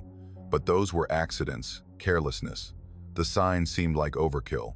Then I started paying attention to the other signs, missing person flyers, stapled to the wooden posts that held up the interpretive displays. 4 of them, all different people. A woman in her 50s from Cincinnati, a college kid from Tennessee Tech, a retired school teacher, a construction worker from Middlesboro. The flyers were weathered, rain-spotted, but you could still make out the faces. They all had that same look people get in the photos families choose for these things, smiling, caught in some happy moment, no idea what's coming. I didn't connect it to the overlook at first, People go missing in the mountains all the time. Hikers get lost, take a wrong turn, fall into ravines that swallow them up. The forest out here is thick enough to hide anything. But then I saw the dates. All of them had last been seen at this overlook. All of them in the last 8 months. It was late October when I saw it happen. I'd been at a long meeting in Harlan, one of those sessions where everyone talks for 3 hours and accomplishes nothing, and I was running behind schedule. The sun was already getting low when I hit the parkway, painting everything in that particular golden light that only happens in fall, when the air gets crisp and the leaves are at their peak. I wasn't planning to stop at the overlook, but there was a car already there, pulled off at an angle like the driver had been in a hurry. A dark blue sedan, Pennsylvania plates. Something made me pull in. Maybe just habit, or maybe something else. I don't know. There was a man standing at the wall. He had his back to me, hands at his sides, looking out at the view. Middle-aged, maybe 60, wearing khakis and a windbreaker. He looked like every tourist who'd ever stopped at that overlook. Normal, harmless. But then he climbed over the wall. It wasn't rushed. He didn't vault over it or struggle. He just put one hand on the top of the stone, lifted his leg over like he was mounting a horse, and stepped down on the other side. Slow, deliberate. And then he started walking toward the edge. I was out of my car before I knew I was moving, shouting at him, "Hey, hey, stop, get back here." My voice echoed off the rock face, came back to me thin and desperate. He didn't turn around, didn't even slow down, just kept walking in this steady, purposeful way, his steps careful and measured like he was following a path only he could see. I ran at the wall, got my hands on top of it, started to climb over. I was going to grab him, pull him back, but I stopped, because when I looked over the edge, I saw what he was walking toward. The drop was sheer, just like it always had been. 200 feet of vertical rock face, no ledges, no outcroppings, nothing but empty air, and then the forest floor far below, half hidden in shadow. But there was something else now. A wrongness in the air itself, like heat shimmer on summer asphalt, except it was October and the air was cold. The space beyond the wall looked deeper than it should, darker, like the distance between the edge and the bottom had somehow expanded. And there were shapes in it. I can't describe them properly. They weren't solid. They moved like shadows move when clouds pass over the sun, but there were no clouds. They clustered at the base of the cliff, if there even was a base, moving in ways that made my eyes hurt to follow. Waiting, the man reached the edge and stepped off. He didn't fall. That's the thing I keep coming back to, the detail that won't let me sleep. He didn't drop like a stone the way physics says he should have. He stepped into the air, and he kept walking, straight out into nothing. And the air swallowed him. 1 step, 2 steps, 3, and then he was gone. Not falling, just gone. I called 911 with shaking hands. Told them what I'd seen, or tried to. The dispatcher kept asking if he'd jumped or fallen, and I couldn't make her understand that it wasn't either of those things. Search and rescue came out within the hour. They rappelled down the cliff face, searched the bottom, brought in dogs and heat-sensing equipment. They found nothing. No body, no blood, no torn clothing caught on rocks. The team leader told me sometimes bodies get wedged in crevices, or animals drag them away quick. But I could see in his eyes he didn't believe it.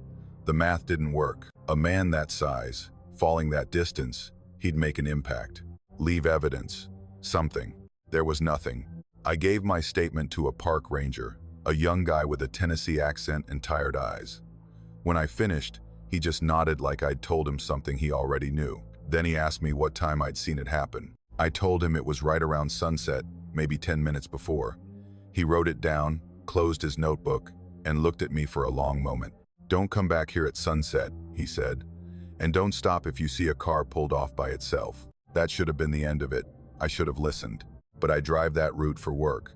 I can't just avoid the parkway. It would add an hour to my trip each way, and I've got quotas to meet, accounts to service. So I kept driving past the overlook. I just made sure it was never near sunset. Morning stops only, or early afternoon. I told myself that was enough. It happened again 3 weeks later. Different person, same thing. A woman this time, 20s, tourist from Ohio, according to her car. I didn't see it happen, but I saw the aftermath. Search and rescue vehicles, rangers scouring the cliff base. The same baffled looks when they found nothing. The next day, Someone had added another flyer to the collection at the Overlook. Then again in December, and January, and February. Always at sunset. Always the same slow walk to the edge. Always nothing found. The Park Service tried to close the Overlook, put up barriers, construction signs, cones, but the barriers would be moved aside by morning. The cameras they installed would malfunction at the crucial moments, their footage showing nothing but static when it should have captured someone climbing the wall. They assigned rangers to patrol it during the high-risk hours, but the shifts were hard to fill. People started calling in sick, requesting transfers. The ones who stayed talked about feeling watched, about hearing whispers in the wind that came up from below, about dreams where they walked over the wall and into that wrong space beyond. I looked into the history of the Overlook. It wasn't easy. The Park Service keeps some records sealed, and the local library's archives are a mess of water-damaged boxes and misfiled documents. But I found things. There were stories from before the parkway was built, back when it was just an old dirt road that hunters and moonshiners used. People had been disappearing from that particular spot for decades, maybe longer. There was a notation in a surveyor's journal from 1934. The gap at mile 73 is avoided by local guides. They say it takes what it wants. Another reference in a county sheriff's report from 1952. Subject last seen at the Overlook at dusk.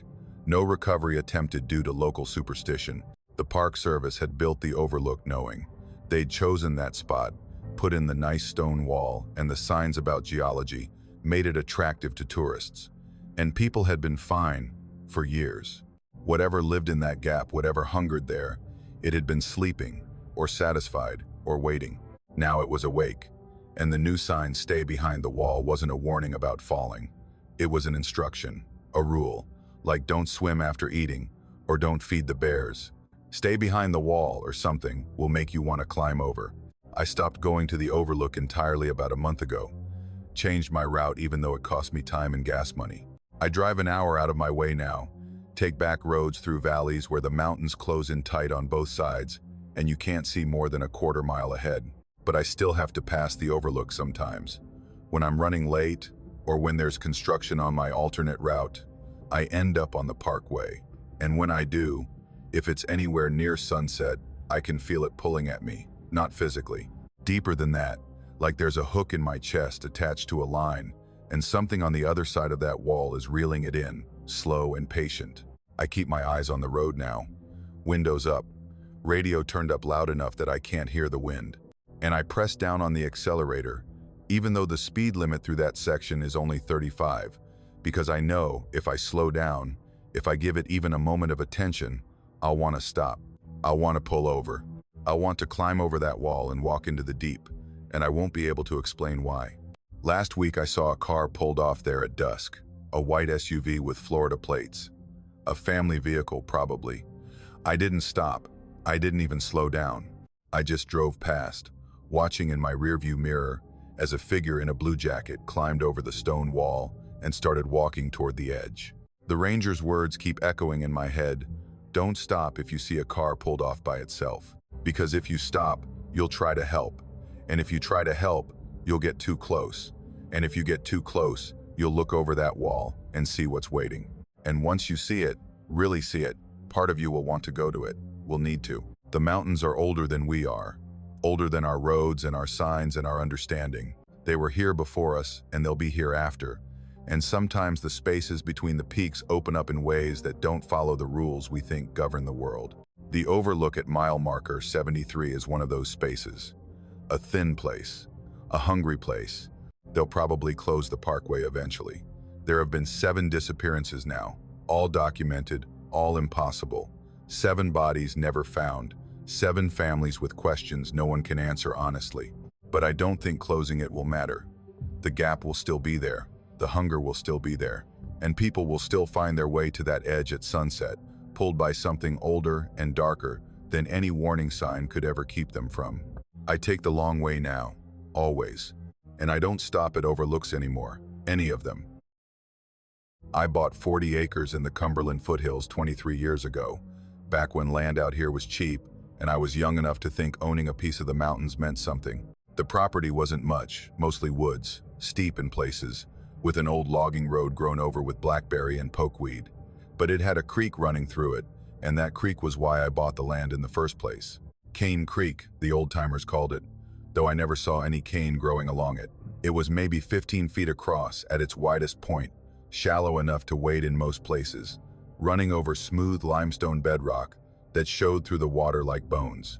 The creek came down from the highlands to the south, tumbled through my property, and eventually joined up with the Cumberland River about 5 miles north. South to north, always. Downhill, the way water has flowed since the beginning of time. I'd visit the property maybe once a month, sometimes more in spring and fall when the weather was good. I'd park my truck at the end of the old logging road, walk down to the creek, and just sit there for a few hours. Sometimes I'd fish, though I never kept anything I caught. Mostly I'd just listen to the water and let the quiet settle into my bones. The creek had a particular sound, a steady rush over the rocks that changed pitch depending on the season, higher and faster during spring melt, lower and more contemplative in late summer when the water ran thin. I knew that creek the way you know a song you've heard 1,000 times. Every pool, every rapid, every place where the bank cut in close, and the roots of sycamore trees hung down into the current. I knew which rocks broke the surface during dry spells, and where the water carved out deep holes during floods. I'd walked every foot of that creek, upstream and down, marking property lines and just exploring. 20 years of visiting, of watching seasons turn and water flow, always in the same direction. South to north, downhill, the way it's supposed to go. Last spring, I didn't make it out to the property until late April. Work had been demanding, and then my mother took sick, and I spent most of March driving back and forth to the hospital in Knoxville. By the time I finally had a free weekend, the dogwoods were already blooming, and the forest had that particular green it gets in spring, so bright it almost hurts to look at. I remember thinking the woods seemed quieter than usual as I walked down to the creek. No bird song, no squirrels chattering in the trees, just my boots on the old logging road and the sound of my own breathing. I figured it was just the time of day mid-afternoon, when animals tend to hunker down and wait for evening. I didn't think much of it. The creek sounded wrong before I saw it. I've been hearing that creek for 2 decades, and the sound was off. The pitch was different, the rhythm changed. It sounded like the creek, but not quite. The way a recording of your own voice sounds almost right, but not exactly. I came through the last stand of trees expecting to see the water running high from spring rains, maybe carrying debris from upstream. Instead, I saw the creek flowing backwards, north to south, uphill. I stood there for a long time, just staring at it, because my brain couldn't process what my eyes were seeing. The water was flowing against gravity, moving upstream, running backwards. It wasn't a trick of light or perspective. I could see it clearly, sticks and leaves floating on the surface, moving from north to south, going the wrong direction. The current was strong, making the same white foam over the rapids, creating the same eddies behind rocks, all of it exactly like it always was, except in reverse. I walked to the edge of the creek and knelt down, put my hand in the water. It was cold, real, moving fast against my palm in the wrong direction. I pulled my hand back and just sat there on the limestone bank, trying to make sense of it. Maybe I was confused about which way was which. Maybe I'd gotten turned around somehow, misremembered the creek's flow. But no, I could see my property markers. The old hickory tree with my orange paint blazes, the rock outcropping where I always sat to fish. I knew where I was. I knew which way was north, and the creek was flowing south, uphill, against every law of physics I'd ever learned. I followed it. I don't know what I thought I'd find, but I had to see. I walked along the bank heading south, watching the water flow in its impossible direction, moving upstream toward the highlands. The creek looked normal in every other way. Same depth, same clarity, same limestone bottom showing through. The water was still cold and clean, still made that rushing sound over rocks, but it was going the wrong way. I followed it for 3 miles, up into the hills, where the creek narrowed and the forest got thicker. The whole time, the water kept flowing uphill, over rocks, through rapids, up cascades where it should have been tumbling down. It defied everything. I saw the water climb up a 6-foot waterfall, flowing backwards up the rock face in a smooth sheet, impossible and wrong. My legs were shaking by the time I stopped, not from exertion, but from something deeper. Fear, maybe, or the feeling you get when the world stops making sense and you realize you can't trust your own understanding of how things work. I took out my phone and started recording video. I filmed the water flowing south, upstream, against gravity. I filmed it from different angles, got close-ups of leaves and sticks floating the wrong way, captured the sound of it. 20 minutes of footage, clear and undeniable. Then I hiked back to my truck and drove straight to Knoxville, to the university where my friend Tom teaches hydrology. We'd gone to school together, both studied environmental science before I went into consulting and he went into academia. I'd trust Tom to tell me the truth about water. He was in his office, grading papers. I didn't even say hello, just pulled out my phone and showed him the videos. He watched them all the way through once, then watched them again. His face got very still. "Where did you film this?" he asked. "My property, Cane Creek. You've been there before, remember? We fished it maybe 5 years ago. And you're sure about the creek's normal direction of flow?" "Tom, I've been going to that property for 20 years. I know which way the water flows." He watched the videos a third time, then pulled up a topographical map on his computer and had me show him exactly where my land was. We could see the creek marked on the map, a thin blue line running south to north, downhill toward the Cumberland River. The elevation change was clear, about 200 feet of drop over the course of 5 miles. "This is impossible," he said finally. "Water doesn't flow uphill, not like this, not without pumps or some kind of artificial system." "I know. You must be confused about the original direction. Maybe the creek's course changed, or it didn't change. I know that creek, Tom." He looked at me for a long moment, and I could see him trying to decide if I was crazy or lying or somehow mistaken. Then he looked back at the videos. "I need to see this in person," he said. We drove out together the next morning, Tom with a bag full of equipment, flow meters, GPS units, water testing kits. He was quiet during the drive, running through theories in his head. Underground springs reversing flow due to seismic activity, seasonal variations in aquifer pressure, temporary blockages downstream creating backflow. None of it made sense for a surface creek, but he was trying. We parked at the end of the logging road and hiked down to the creek. I was already dreading what we'd find, half expecting the water to be flowing normally again, making me look like a fool. But it wasn't. The creek was still flowing backwards, north to south, uphill, impossible. Tom stood at the edge and stared at it for a full minute without saying anything. Then he unpacked his equipment and started taking measurements. Flow rate, water temperature, chemical composition, everything. He walked up and down the creek, testing in different spots, checking his GPS coordinates against the topographical maps, recalculating the elevation. The whole time, the creek kept flowing the wrong way. After 2 hours, he sat down on a rock and looked at me. "I don't know what this is," he said. "The measurements all confirm what we're seeing. The water is flowing uphill, significantly uphill. It shouldn't be possible.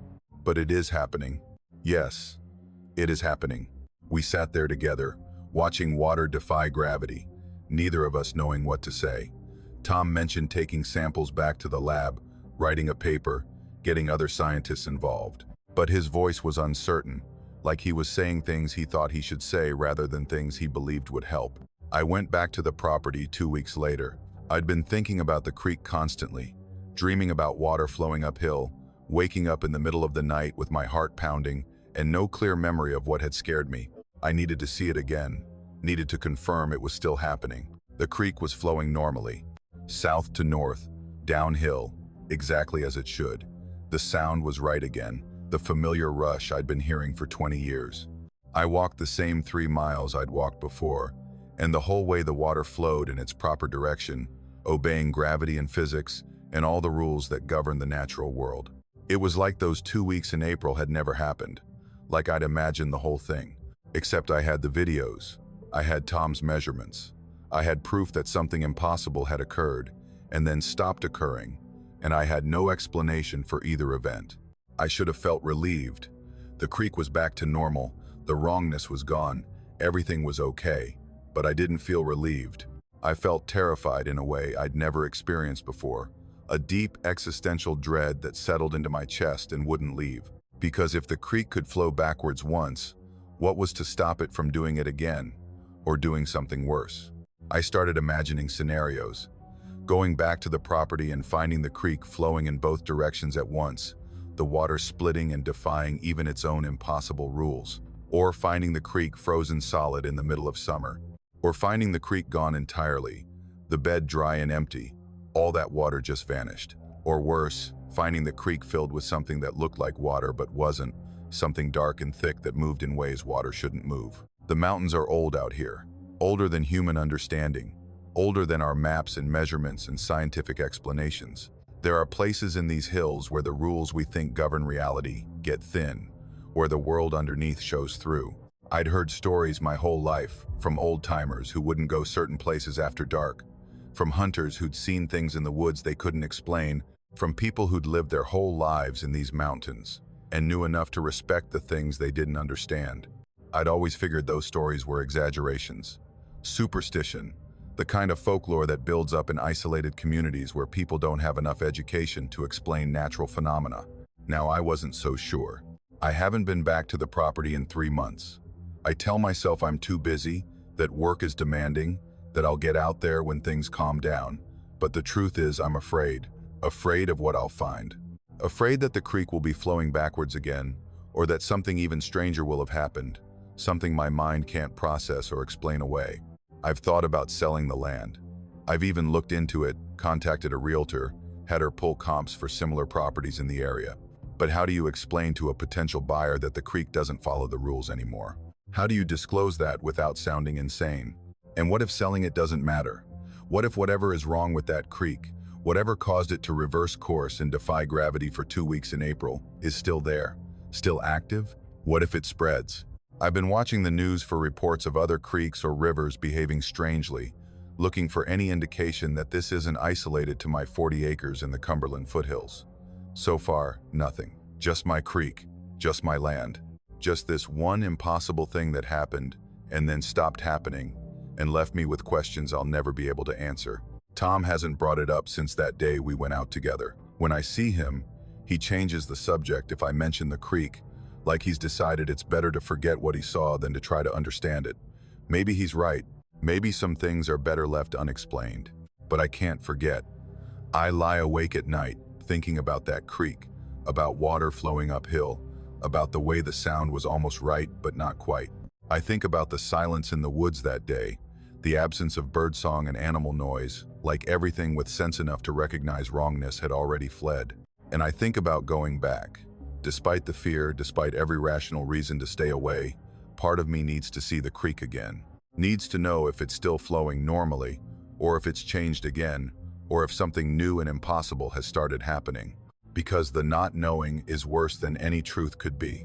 The deed to the property is still in my name. The taxes are paid through next year. The old logging road is still there, overgrown but passable. The creek is still running through those 40 acres, one direction or another, following rules I thought I understood. I'll go back eventually, maybe next month, when the leaves start turning and the air gets crisp. Maybe next spring, when the dogwoods bloom again. Or maybe I won't go back at all. Maybe I'll just keep the land, pay the taxes every year, and never set foot on it again. Let the forest reclaim the logging road. Let the creek do whatever it's going to do, flow whichever direction it wants, without anyone there to witness it. But the truth is, I know I'll go back, because I need to see, because I need to know, because that creek has been part of my life for 23 years, and I can't just walk away from it, even knowing what I know. Even knowing that some things in these mountains don't follow the rules. Even knowing that the world is stranger and more terrible than I ever imagined. Even knowing that the water might be flowing backwards again, or doing something worse, something my mind can't even conceive of yet. I'll go back, and I'm terrified of what I'll find. The fog comes with the new moon now. It didn't always work that way, but for the last 2 years, that's been the pattern. Every 28 days, when the sky goes dark and the stars have nothing to compete with, the fog rolls into our valley and takes something we love. I've lived in this Cumberland Valley community my whole life, 43 years in the same house my grandfather built back in the 50s. We're used to fog here. The valley traps it, holds it close like a secret, especially in fall and spring when the temperature drops at night. I grew up walking to school through fog so thick you couldn't see 10 feet ahead, learned to drive in it, raised my daughter in it. Regular fog doesn't bother me, It's just water vapor, condensation, a normal part of mountain weather. But this fog is different. You can tell the difference as soon as it appears. Normal fog drifts in gradually, builds up over the course of an evening as temperatures drop and humidity rises. This fog arrives all at once, rolling down from the ridges in a solid wall, moving with purpose. It's denser than natural fog, so thick it looks almost solid, like you could reach out and grab handfuls of it. And it has a smell faint but unmistakable, like old pennies or blood, that copper tang that gets in the back of your throat and won't leave. The first time it came was October 2 years ago. New moon, late evening, unseasonably warm for autumn.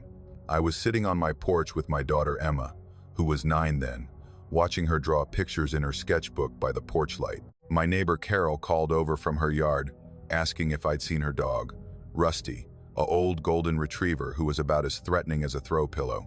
She'd let him out 20 minutes earlier, and he hadn't come back when she called. I told her I hadn't seen him, but I'd help look.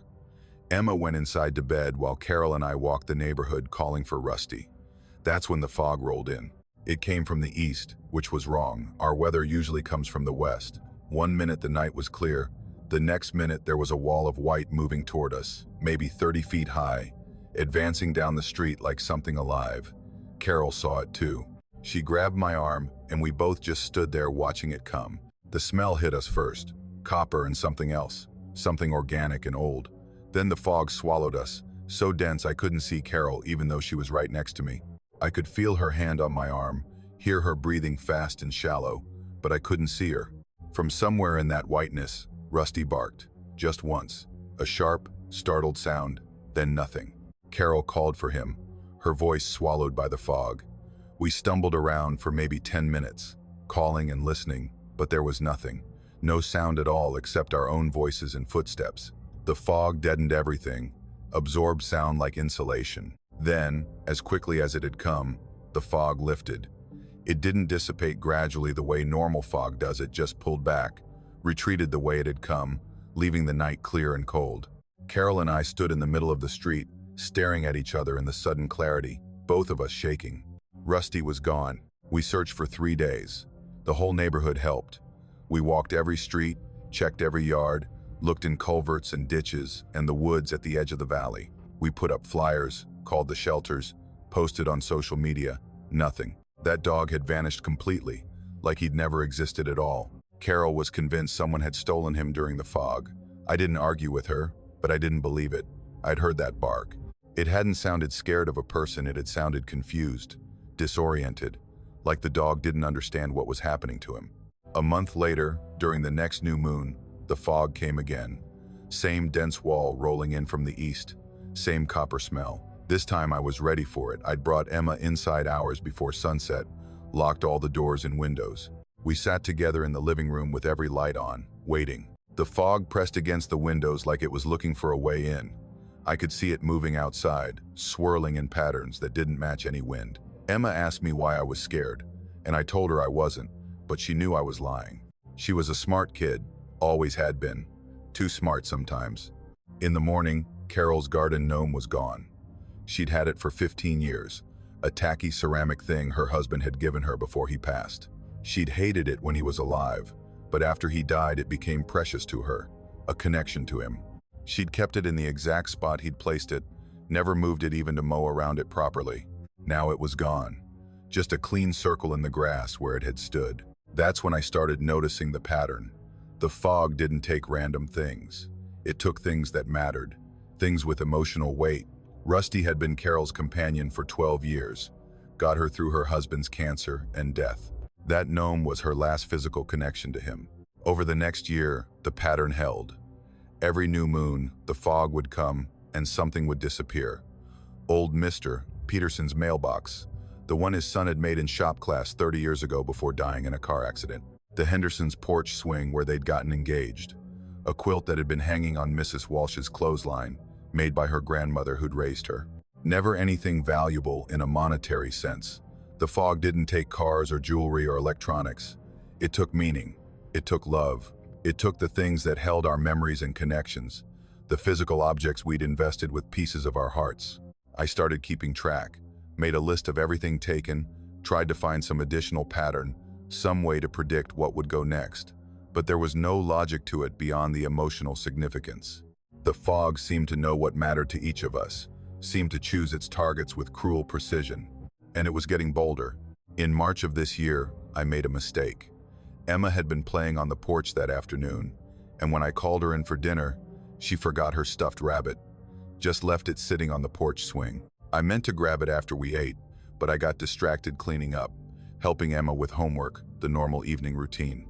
I didn't remember until I was getting ready for bed. I looked at the calendar and my stomach dropped. New moon. I ran downstairs, out onto the porch, but the fog was already there, pressed up against the railings like an animal waiting for prey. The rabbit was gone. Emma cried for 2 days. That rabbit had been hers since she was a baby, slept with her every night, went everywhere with her. She'd named it Mr. Hops, and she loved it the way children love their first stuffed animals, with a pure, uncomplicated devotion. My wife Sarah had given it to her 2 weeks before Sarah died in a car accident when Emma was 3. The rabbit was Emma's connection to her mother, and the fog had taken it. I tried to find a replacement, drove to every toy store within 50 miles looking for the same brand, the same model. I found one eventually and brought it home, but Emma knew it wasn't the same. How could it be? The original had spent 6 years absorbing her love, her tears, her whispered secrets. This new one was just fabric and stuffing. That's when I started really being afraid. Because if the fog could take the rabbit, what else could it take? What was the limit? I thought about leaving, packing up and moving somewhere else. But where? And what if the fog followed? What if this was happening everywhere? Or what if by leaving I'd somehow make it worse? The valley was my home, my family's home for 3 generations. I couldn't just abandon it. Instead, I started preparing. Brought everything important inside. Put the photograph of Sarah that I'd kept on the windowsill into a drawer, locked it away. Moved Emma's bed away from the windows. Made sure she kept all her treasured possessions in her room, away from the outside. Checked the weather obsessively, tracking the moon phases, counting down to each new moon with increasing dread. June was bad. I'd been so careful, but I'd forgotten about one photograph. A small frame picture I'd left sitting on the kitchen windowsill months ago. A candid shot of Sarah laughing, caught in a moment of pure joy. It was the only photo I had where she looked truly, completely happy. Every other picture we had was posed, formal, holiday photos and portraits, where she smiled for the camera, but never quite relaxed. This one captured who she really was. The fog took it. I noticed it missing the morning after the new moon. Saw the empty spot on the windowsill where it had been. I tore the house apart looking for it, convinced I must have moved it, must have put it somewhere safe and forgotten. But I hadn't. The fog had reached in somehow, through glass and walls, and taken the thing I treasured most. I sat on the kitchen floor and cried for the first time since Sarah's funeral. Emma found me there. She didn't say anything, just sat down next to me and held my hand. She was 10 years old, and she'd already lost her mother and her favorite toy to something neither of us understood, something we couldn't fight or reason with or escape from. That night, I started researching, looked up everything I could find about fog, about valley weather patterns, about atmospheric phenomena. I read scientific papers and folklore, weather reports going back decades, local legends, and Native American stories about the mountains. I was looking for any explanation, anything that made sense. I found references to similar events, scattered through history and geography, stories from other mountain communities about fogs that took things, about mists that reached into homes and stole what was precious. Always in valleys, always in isolated communities where people had deep roots and long memories. The stories were old, mostly dismissed as superstition or metaphor, but the details were consistent enough to make me think they were based on something real. One account from a community in the Smokies, written in 1847, described a stealing fog that came with the dark moon and took that which was held dear. The community had tried to fight it, set fires, rang church bells, tried to drive it away with noise and light. Nothing worked. Eventually, people started leaving, abandoning their homes, rather than face the monthly loss. Within 2 years, the community was gone, houses standing empty, the valley returned to wilderness. I kept that story to myself, didn't tell Emma, didn't tell the neighbors who'd started gathering at Carol's house on the days before each new moon, trying to figure out what to do. We'd all lost things by then. Everyone in the valley had paid the fog's price at least once. Last week was the worst night of my life. I woke up at 3 in the morning, pulled from sleep by some instinct I didn't understand. The house was quiet, but something felt wrong. I got up and went to the window, and the fog was there, pressed against the glass, so close I could have touched it if not for the barrier between us. But it wasn't trying to get in through my window. I realized that with a cold, clear certainty that made my hands shake. It was at Emma's window, at her door, finding every possible entrance to her room, testing them, patient and thorough. I ran to her room. She was asleep, curled on her side, breathing soft and steady. The fog was at her window, thick and purposeful, moving like something that could think. I could smell the copper through the glass. I understood then what it wanted. Emma was the thing I loved most in the world, the only family I had left, the center of my entire existence. My daughter, my heart, my reason for getting up in the morning. The fog wanted to take her. I moved her bed that night, dragged it away from the window to the center of the room, checked every window lock in the house, stuffed towels under the doors, did everything I could think of to keep the fog out. It didn't leave until dawn, and even then I could feel it waiting, circling, patient. Emma knows something is wrong. She doesn't ask questions anymore, just accepts that she has to stay inside on certain nights, that I check her room obsessively, that I won't let her sleep near windows. She's adapted to it the way children adapt to everything, making normal what should be impossible. But I know it's only a matter of time. The fog is learning, getting better at finding ways in. Last new moon I heard it at the door, heard something that sounded like scratching, like testing the locks, the frame, looking for weakness. I've thought about leaving, started looking at houses in other places, flat places far from mountains and valleys, places where fog can't gather and pool. But I'm afraid that running won't help. Afraid that the fog has marked us now, marked Emma specifically, and will follow no matter where we go. So I stay. I prepare for each new moon like someone preparing for siege. I keep Emma close, keep everything she loves locked away, hope that my vigilance will be enough. But I can feel it coming, feel the certainty of it like weight in my chest. One night I'll make a mistake. I'll forget to lock a window, or Emma will leave something precious where the fog can reach it, or the fog will finally find a way through my defenses. And when it does, I don't know if it will take another object, another treasured possession, or if it will take her. The next new moon is in 3 days. I've already moved everything important into the interior rooms, already checked every lock, every window, every possible entry point. Already told Emma she needs to stay in the center of the house that night, away from the walls, away from anywhere the fog might reach. She asked me why the fog wants to hurt us. I told her I don't think it wants to hurt us. I think it wants to feed. And we feed it with our love, our attachment, our inability to let go of the things and people that matter most.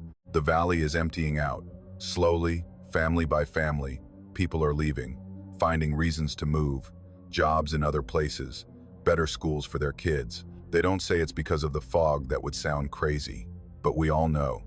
I should leave too, take Emma and go somewhere safe, somewhere flat and fogless and ordinary. But this is my home, my family's home, and I'm afraid that leaving won't save us. I'm afraid the fog has already marked what it wants, and distance won't matter.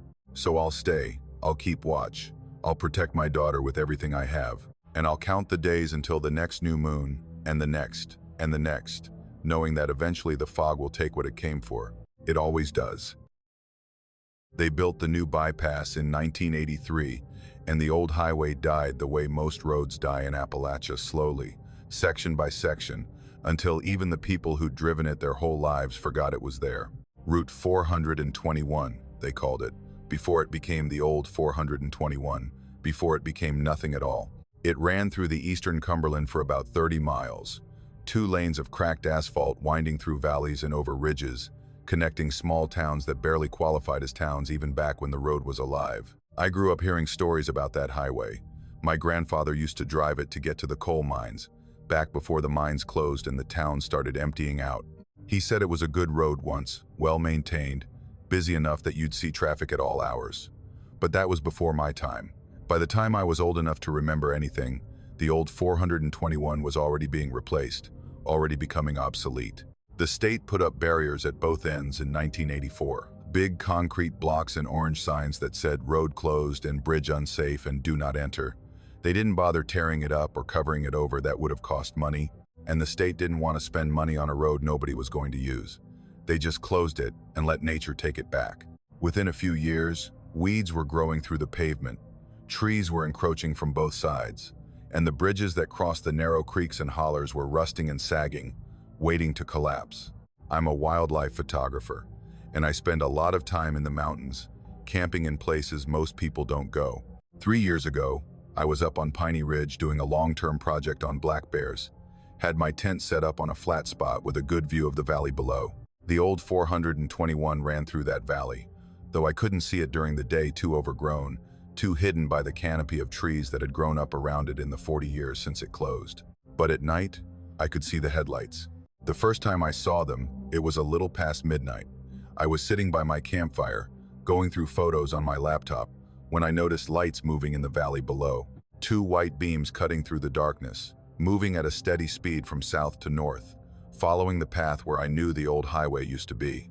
My first thought was annoyance. Some idiot had moved the barriers and was driving the closed road. Probably kids looking for a place to party, or thrill seekers who thought abandoned infrastructure was fun to explore. It was dangerous. Those bridges weren't safe, hadn't been inspected or maintained in decades. Someone was going to get hurt. I grabbed my flashlight and started hiking down the ridge. It was steep, slow going in the dark, even with the trail I'd been using to access the valley. It took me maybe 20 minutes to reach the bottom, to get close to where the old highway should be. The headlights were gone by then. The valley was dark and quiet, just the sound of insects and a distant creek. I pushed through the undergrowth until I found the road, or what was left of it. Pavement broken and buckled, weeds growing waist-high in places, the white lines barely visible under decades of dirt and leaves. No cars, no tire tracks in the vegetation, no sound of engines. I walked north along the road for maybe half a mile, using my flashlight to scan for any sign of recent traffic. Nothing. The road was completely abandoned, looked like it hadn't seen a vehicle in years. The plants growing through the pavement were tall and established, their roots breaking up the asphalt. No car could have driven through here without leaving obvious damage to the vegetation. But I'd seen those headlights, clear as anything, moving along this road at normal highway speed. I convinced myself I'd been mistaken about the location. Maybe the lights I'd seen were on the new bypass, which ran parallel to the old road about 2 miles east. Distance and darkness could play tricks, make you think you were seeing something closer than it was. I hiked back to my camp, made a note to check my map in the morning, and tried to forget about it. But 2 nights later, I saw the lights again. Same time, just after midnight, moving south to north through the valley. And this time I watched more carefully, tracked their progress, confirmed they were definitely following the path of the old 421. The new bypass was visible from my vantage point too, a thin line of lights from the houses along it. And these weren't those lights. These were moving, traveling the abandoned road. I saw them 4 more times during that camping trip, always between midnight and 3 in the morning, always multiple vehicles, always following the old highway. I started timing them, counting them. Some nights I'd see 3 or 4 cars, their headlights spaced out by minutes. Other nights I'd see a dozen, sometimes more, a whole stream of traffic on a road that didn't exist anymore. When I got back to civilization, I started asking around. Talked to people in the small towns that bordered the old 421, asked if anyone else had noticed lights on the abandoned highway. Most people looked at me like I was crazy, but a few, usually older folks, people who'd lived in the area their whole lives, would get quiet and uncomfortable. They'd heard stories, they'd maybe seen things themselves, late at night, that they didn't like to talk about. An old woman in Pine Hollow told me her husband had seen the lights back in the 90s, not long after the road closed. He'd been hunting, camping up on the ridge, and he'd watched cars drive the abandoned highway all night long. When he'd gone down to investigate in the morning, there was nothing there. No cars, no tracks, no explanation. He'd stopped hunting in that area after that. A man in Black Creek said his grandfather had seen similar things in the 60s, before the road was even closed. Late night traffic on the old 421 that seemed wrong somehow. Cars that didn't make the right sounds. Headlights that moved a little too smoothly. The grandfather had called them ghost cars and refused to drive that stretch of highway after dark. I started doing research, pulled accident reports from the state archives, looked up the history of Route 421, tried to find some explanation for what I was seeing. The road had a normal history built in the 30s, improved in the 50s, finally replaced in the 80s when traffic volume demanded a better route. There had been accidents over the years, fatal ones even, but no more than any other rural highway. Nothing that would explain phantom traffic. I went back to Piney Ridge a month later, set up camp in the same spot, and this time I brought better equipment. Not just my regular camera, but a high-powered night vision scope and a telephoto lens that could pick up details from a distance. I wanted to see these cars up close, wanted to see what they were. The lights appeared right on schedule, a little after midnight. I got the scope on them immediately, tracked the first set of headlights as they moved along the valley floor. Through the scope, I could see them clearly, bright white beams, the distinctive pattern of modern LED headlights, moving at steady highway speed. But I couldn't see the car itself, just the lights, disembodied, traveling through the darkness. I switched to the camera with the telephoto lens, started shooting rapid-fire photos, hoping to capture something the scope was missing. I shot maybe 200 photos that night, tracking different sets of lights, trying different exposures and settings. When I reviewed the photos the next morning, they showed exactly what I'd seen through the scope. Headlights moving along the path of the old highway, illuminating the trees and undergrowth. But no cars. The lights had no source, no vehicle attached to them. They were just there, traveling through space. I became obsessed with it. Started spending every free weekend on Piney Ridge, documenting the lights, trying to find some pattern or explanation.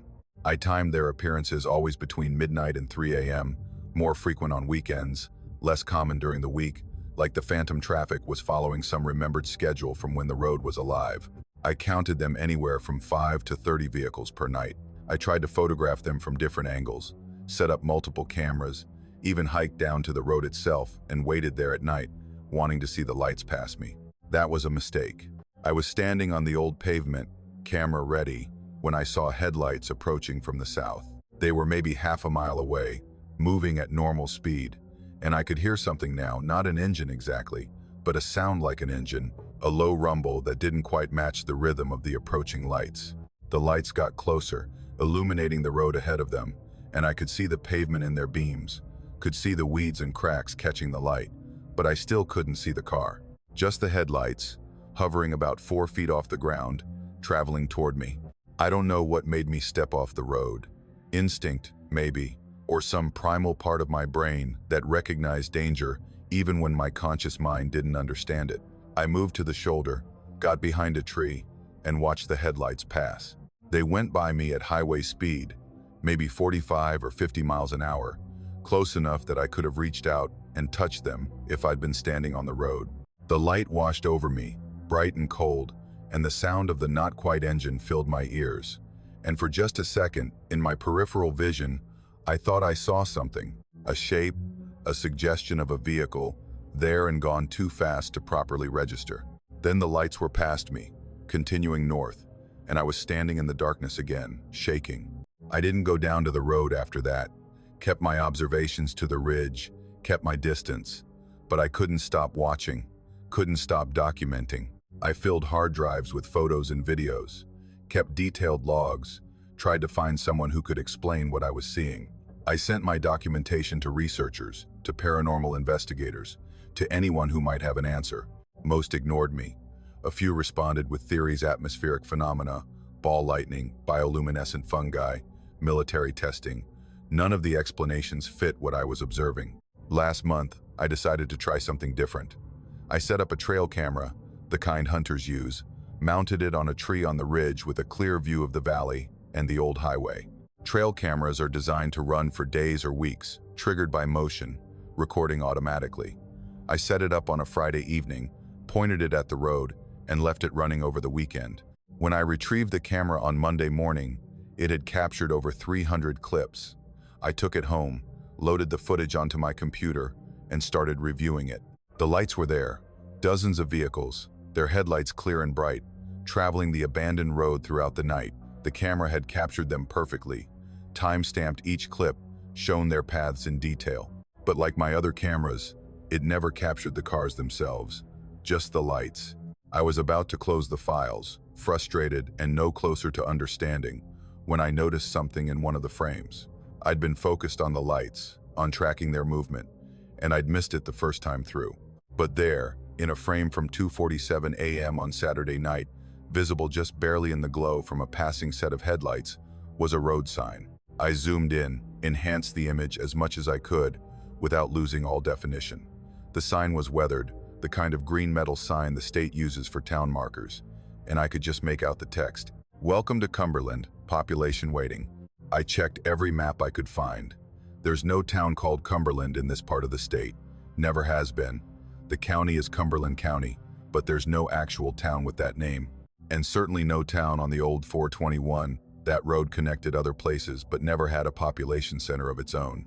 I went back through all my footage, every photo and video I'd taken over the last 3 years, looking for that sign. It only appeared that once, in that single frame, visible for just a moment in the reflected light from phantom headlights. Population waiting. I haven't been back to Piney Ridge since then.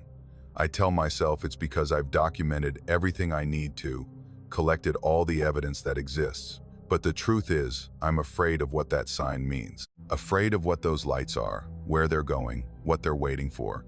Because I've started to wonder if the old 421 isn't really abandoned, if it's still functioning somehow, still serving its purpose, still connecting places, just not places we can see during the day.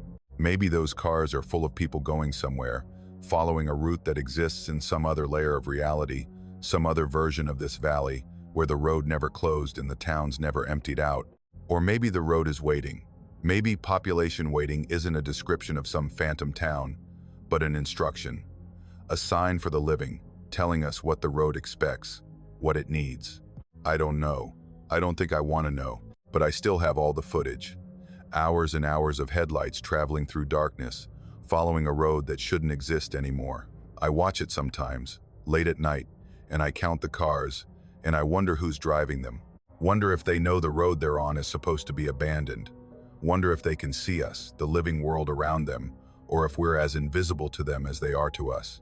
And sometimes I think about that moment when the lights passed me on the road. When I thought I saw something in my peripheral vision, I think about what I might have seen if I'd been brave enough to look directly at it instead of letting my eyes slide away.